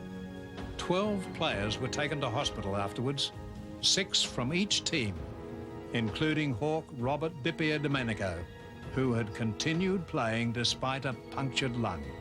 This was the day of football's gladiators. So ferocious was the battle that Batman's romp passed unnoticed. For the 95,000 fans, this was an epic to be thankful for. Kicks the Hawks back into attack in the 10-metre square. Brereton, clean mark in the goal square. Flanagan now doing the ruck work against Deere. Ablett over the top. Snapshot by Gary Ablett. This is close. Oh, it is mercurial stuff. It looks like it's all over. The dream of back-to-back pennants is all but there as far as the Hawks are concerned. There's the siren. Hawthorn have won it by 6 points. A heart-stopper. Ladies and gentlemen, there's a courageous side, you know, that bloody 89 grand final game. It'll go down in living history as far as Hawthorn is concerned. I put 89 as the greatest grand final win. In my time, I suppose it was the most courageous win I've seen a group of people. You know, we were just walking and wounded, but the players just wouldn't give up, and we got the results, and it was our first back-to-back premiership. Dipper missed the celebrations. He was recovering in hospital. And the 225-game veteran Hawk can certainly identify with that. On Saturday, Dipper showed the character and toughness that has the respect of his teammates and almost everyone who loves the game. This clash in the first quarter felled the Hawk winger, but by half-time he had little recollection of what had happened and needed pain-killing injections to take the field again. Because I didn't want to come off anyway, because being a grand final, that's what you play for, that's what you train for and whatever, and being part of Hawthorn's history-making side, you know. Yeah, I just want to be part of that. The worst was yet to come. Playing from memory, and with the Hawks struggling to field 18 fit players, he had to stay on the ground. Not until he was told by skipper Michael Tuck the siren had gone and they'd won was the severity of his injury known. Gasping for breath and almost unconscious, Dipper couldn't take his place at the presentation. Dipier Domenico had played for 3 quarters with a punctured lung and broken ribs. If X-rays show his condition has improved, he'll be allowed home tomorrow. His other big disappointment is missing Hawthorn's overseas matches. Oh, very disappointed. I started a little slogan, you know, Dipper for skipper. And there's a lot of young kids going overseas this year, and I was hoping I could lead them on and off the field. Even though the winger's contract has run out with the Hawks, he'd like to stay at Glenferrie and try for 3 in a row, if his injuries heal and enable him to be part of football history again. Not since Melbourne in 1957 had a team won 3 flags in a row. Early in 1990, Hawthorn looked likely to put history to the test. Those chances took a beating when Jason Dunstall fractured his skull against Melbourne. A simple, accidental bump to the head from Earl Spalding found the league's champion spearhead in the Alfred Hospital. Ironically, he would be in the hands of the same surgeon who looked after Jeans 3 years earlier. Hawthorn coach Alan Jeans was the first to arrive at the Alfred Hospital to visit his injured forward. The club's chief executive, John Lawrence, was also there, and both men would soon get a clearer picture of just how bad the injury is. Dunstall was admitted yesterday afternoon, the result of a freak accident early in the first quarter of the match at VFL Park. He left the ground in agony, but it wasn't until arriving at the hospital the full extent of the injury was known. Late today, it was decided that Dunstall would need surgery. The fracture actually is a fracture of the outer wall of the frontal sinus, and that's driven in, and we've got to elevate it and make it, firstly, cosmetically acceptable, and secondly, functionally, so that it remains sort of intact. After an hour, Jeans and Lawrence left the hospital, but the news wasn't good for Dunstall or the club in general. He will be a loss to us, Jace. I suppose one consolation is that he's in good hands. Yes, I can assure you that he's in good hands because Mr. Sue is his surgeon, and he was the one that looked after me when I was ill 3 years ago. The Hawk spearhead is in a satisfactory condition and resting comfortably tonight, and doctors say he's lucky the injury wasn't a lot worse. There were magnificent milestones. At Moorabbin against St Kilda, Gary Ayres would play his 200th game, and Michael Tuck would become the second man to play 400. If Michael Tuck needed any convincing that his 400th had finally come around, the Hawthorn cheer squad confirmed it. One of the biggest banners ever seen was constructed for the occasion, and each and every one of the 44,000 fans at the MCG appreciated the work that went into it. In an unexpected show of sportsmanship, the North Melbourne cheer squad also paid tribute to Tuck, and there was no one more moved by the banners than the man himself. When I ran down the race and ran out in the ground, and then all the people cheered, and then I saw the banner, sort of felt like a little bit of a tear in the eye type of thing. It was very emotional, really. This morning, wife Faye and daughter Renee helped the Hawk skipper sift through the piles of telegrams congratulating him on the milestone. 400 games. Congratulations to a great man on a great achievement. A month later, Tuck would overtake Kevin Bartlett's games record of 403. In the elimination final, the Hawks would bow out to Melbourne. Their run of 7 straight grand finals, one of the most amazing in modern football, had come to an end. Will that shut the gate on the Hawks? Jeans would retire, and back to the senior coaching role came his faithful and patient football manager, Alan Joyce. He was to find immediate success as the Hawks won their 5th night premiership. The form of South Australian star Darren Jarman was simply awesome. Brereton's got a player wide. Tony Hall into an open goal goes Tony Hall, and he has kicked the goal. Hawthorn continuing to run.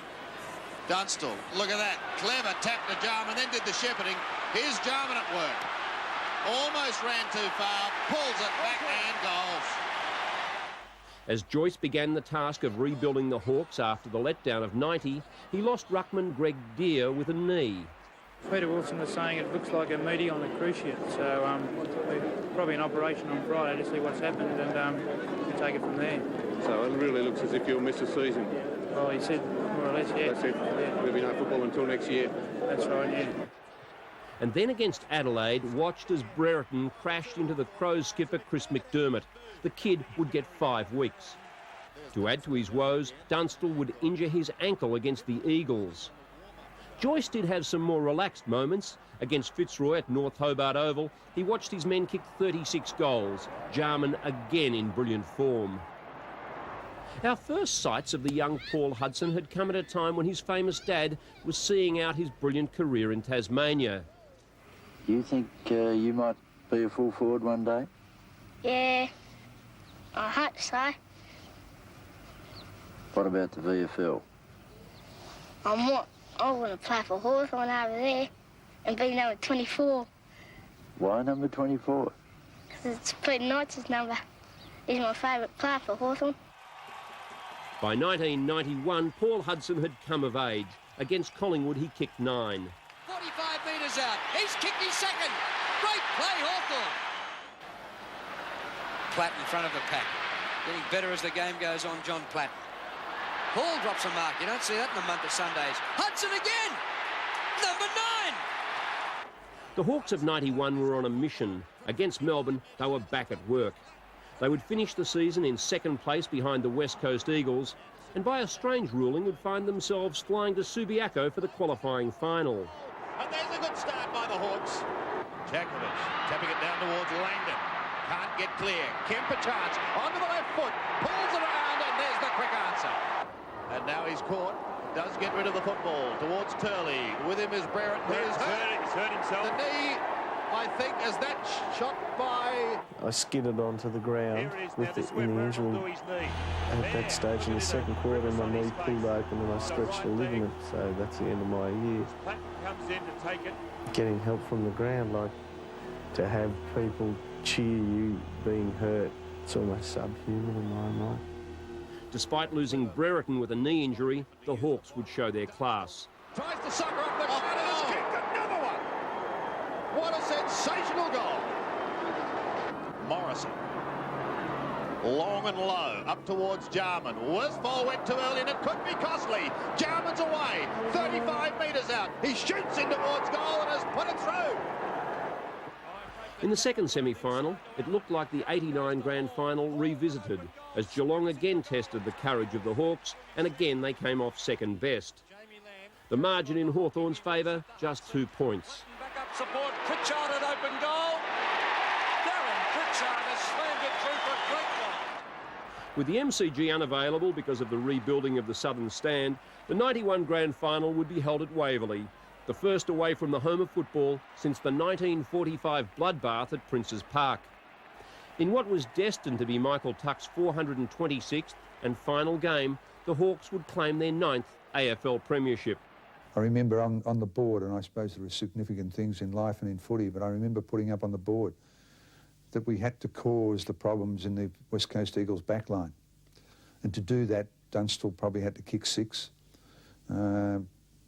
Brereton had to kick 4, and Paul Deere had to be very significant to cause the problems. Hawks needing a goal here. Brereton, good effort, body to body, and winning against McIntosh, lays it off. Platten 60 metres out, intended for Dunstall. Chance behind for Deere. Open goal, it sits for him and he kicks it.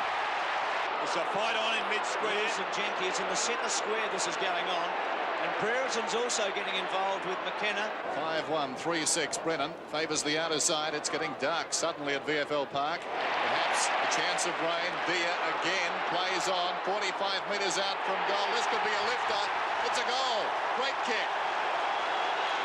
Touched off the boot. McKenna sits and waits. Hudson. The handball to Morrissey. Left foot, he can kick this.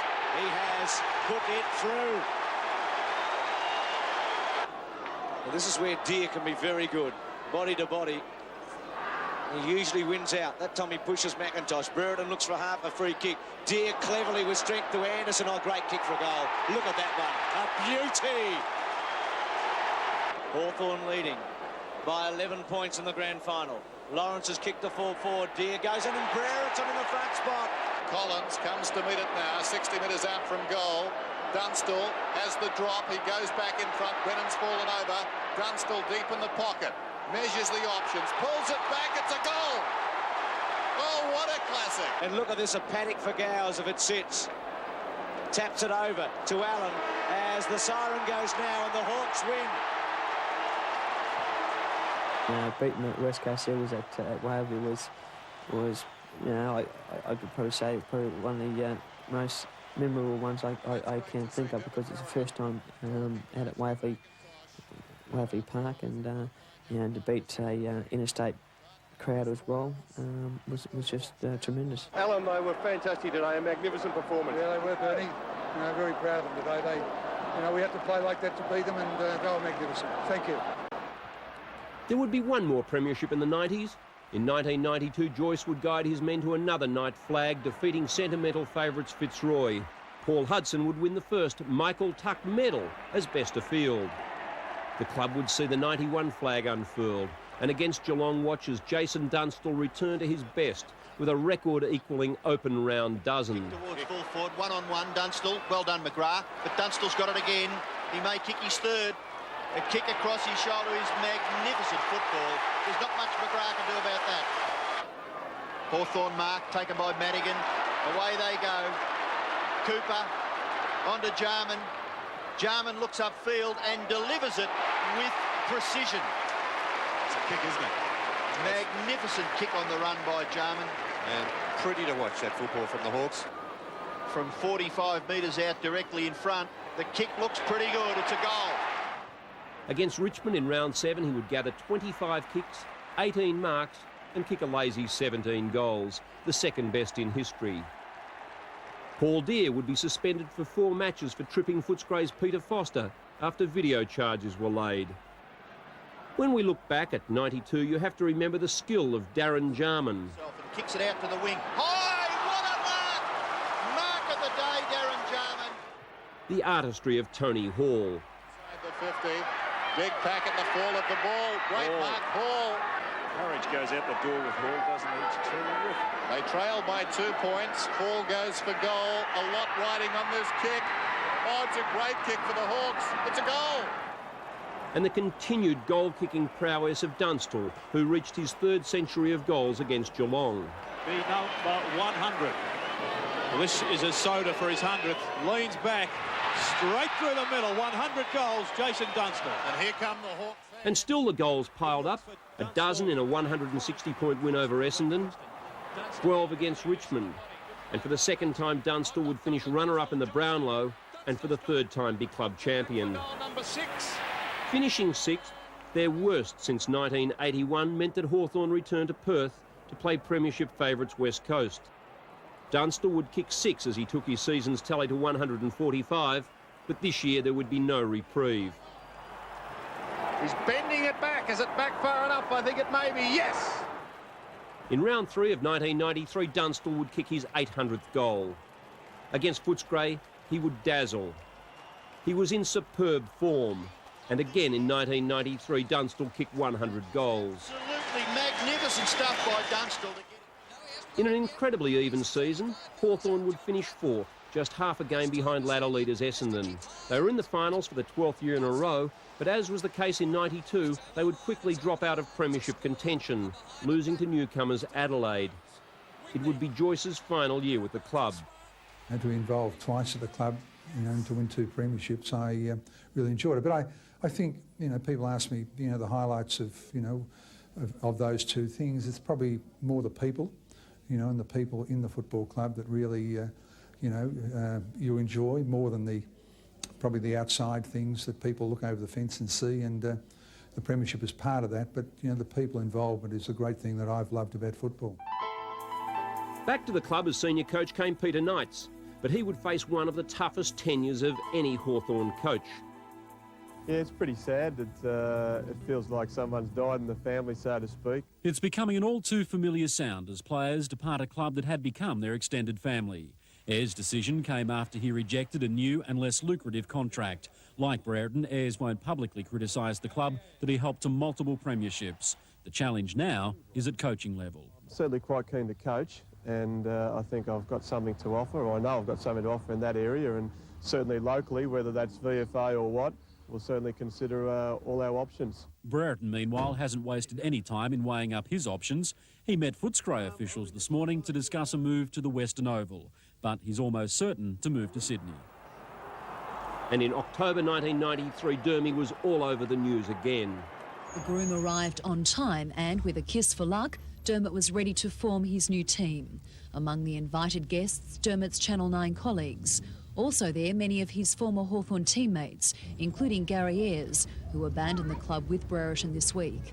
But all that was put aside today as the 29-year-old footballer wed Sale of the Century model Tony Player. A handful of fans waited outside the church with the media for the arrival of the bride. Wearing a sleeveless and backless wedding dress and veil in traditional white, she was besieged by photographers. But that was as close as they'd get. The media was barred from the service. After the private ceremony, the happy couple emerged and were whisked away, the more determined paparazzi in hot pursuit for that final shot. Brereton came back to Glenferrie briefly in a 94 practice match, stood on Raiden Tallis's head and was suspended for 7 games.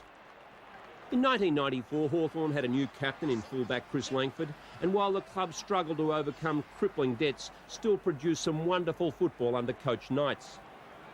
Against the Eagles in Perth, they would provide the West Coast with their worst hiding in 7 AFL seasons.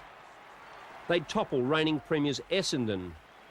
But the big talk in football was again Jason Dunstall. He kicked big bags in successive outings against Footscray and Sydney. He passed 200 games in round 16 against St Kilda, and despite a sore back and wonky knee, brought up his 1,000th goal in league football in front of his old home crowd in Brisbane. Magnificent performance by this great Hawthorn champion. Dunstall had overtaken Lee Matthews as Hawthorn's record goal kicker and then equalled Peter Hudson's record of 5 centuries of goals. Hawthorn's finals campaign would come to a cruel end. In the qualifying final against North, they watched the Roos get back into the game and level scores on the siren. For the first time, there would be no replay. In extra time, North proved too good. But the coffin's already nailed up. Carey from 35 gets the goal. 1995 would be a year to forget. From the pre-season jumper through to Dunstall being reported on a language charge that would be withdrawn. A huge lead against Brisbane turned into a record AFL turnabout. Platten was reported and suspended for the first time in his brilliantly fair career. And Chris Langford tried to juggle a business in Sydney with a football career in Melbourne. Darren Jarman was suspended and finished second in the Brownlow, while Nick Holland provided some respite by winning the Norwich Rising Star. Peter Knights was sacked as coach. Jeff Lord talked mergers, then stood down as president with a year of his term to run. His supposed push for mergers cost him his job, or precipitated the change in the presidency. And Hawthorn finished second last on the ladder with 7 wins, their worst year in 28.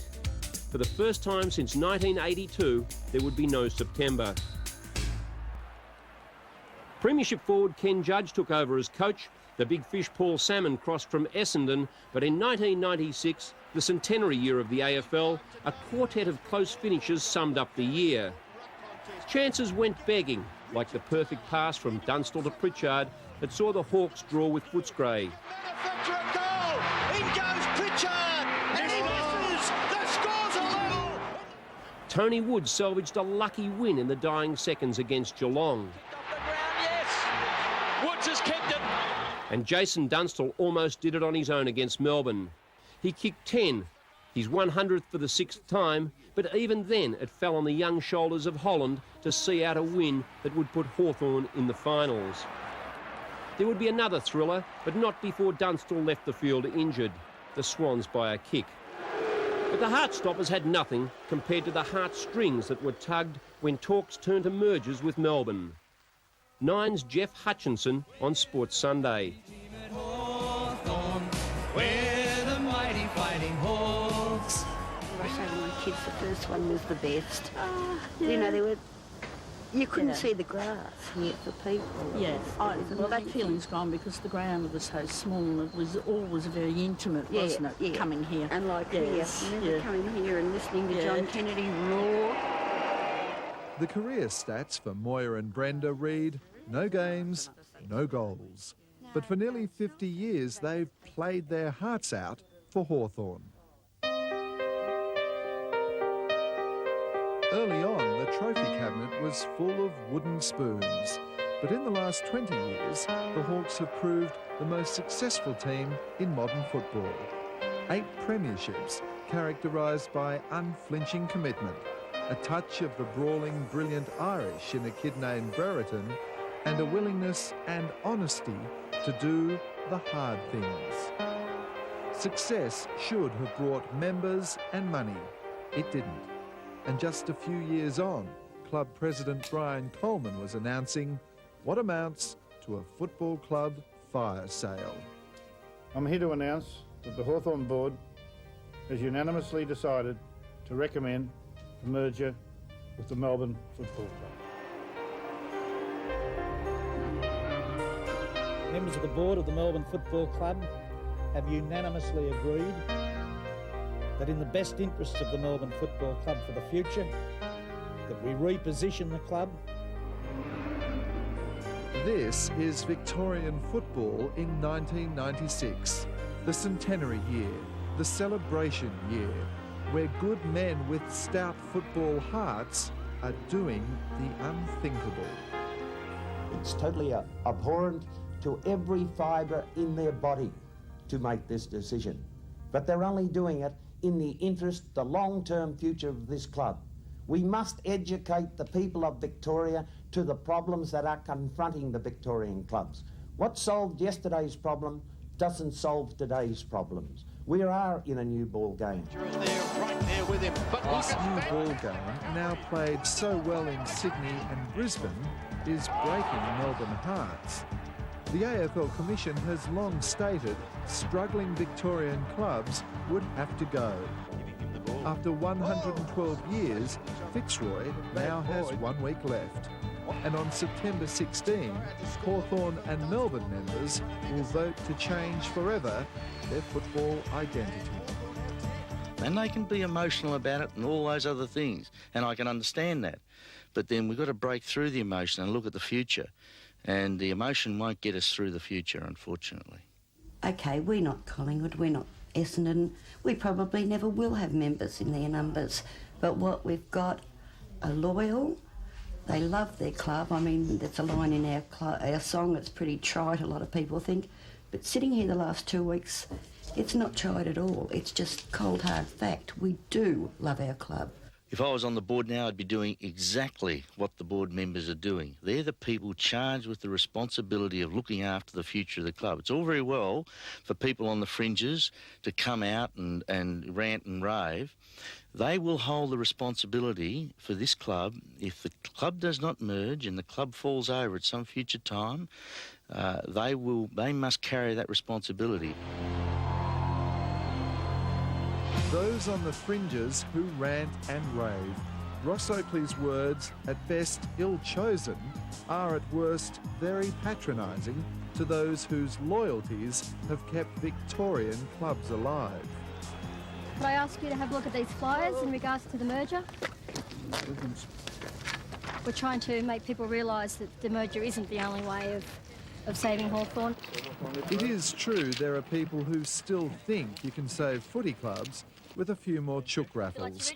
But what those piloting the merger steamroller are dismissing is their right to fight. Why shouldn't you fight for what you believe in? No, nobody gives you anything for nothing nowadays, or ever. No. If they merge, that's it as far as I'm concerned. My mother barracked for this team. I mean, she's been gone 14 years. In all those years, we never won anything. She barracked for them. What would Mum be thinking now? Turn over in her grave if she knew this was happening. When you've got mongrel mixed with passion, you've got a bloody good brew. 97, make a check out to Operation Payback. Okay. Well, Hawthorn's board may have agreed to merge, but this group hasn't. Led by former great Don Scott, bunkered down in the social club and fighting for their lives, are Brenda, Moya and the Operation Payback Battalion, trying to raise $1.7 million to help clear the Hawks' debts. Little boy that came in last week, he had on his Jason jumper. He was, I suppose he would have been about 4, and he had a $100 note in his hand. Remember him with his dad? And handed it across and he got his receipt and he didn't know what was going on, but I mean, Dad will tell him later on down the track, I dare say, well, you cared enough when you were a child. You gave a donation to try and keep this club alive. All Hawthorn supporters have got to care enough, because if they don't, if we disappear, they're going to have the rest of their lives to regret the fact that they might have done something to prevent it. Can you understand the anger on the other side based on this club's fantastic tradition of fighting hard and being tough, and a perception in their eyes that Hawthorn isn't fighting hard, it's rolling over?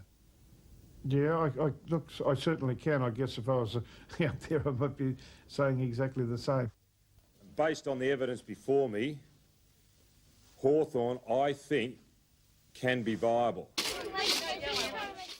The Hawthorn faithful flocked to Glenferrie Oval this afternoon for a dose of old-fashioned fundraising.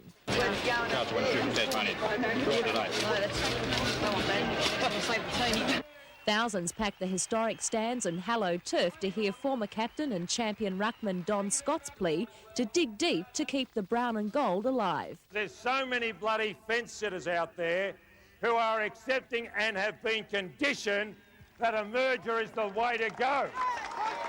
But though Scott's words were fighting, favourite son Dermot Brereton's were charged with emotion. There have been times in my career for this club where I know I should have given up, and each one of you has the option now to give up and succumb to the easy path.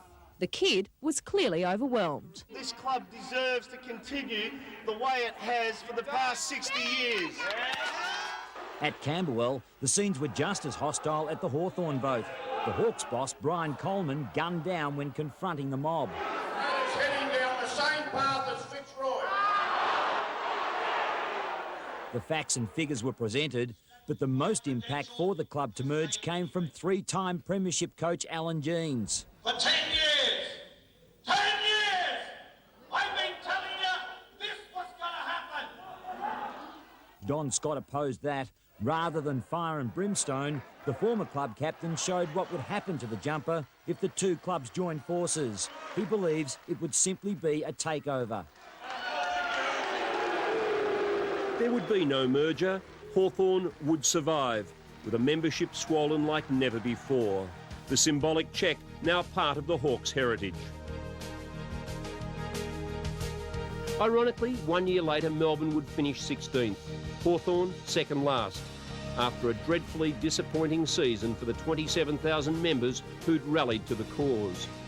The highlight, perhaps Jason Dunstall kicking his 1200th goal.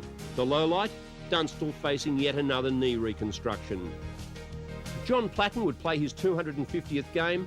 At the season's end, he would announce he was returning home to South Australia.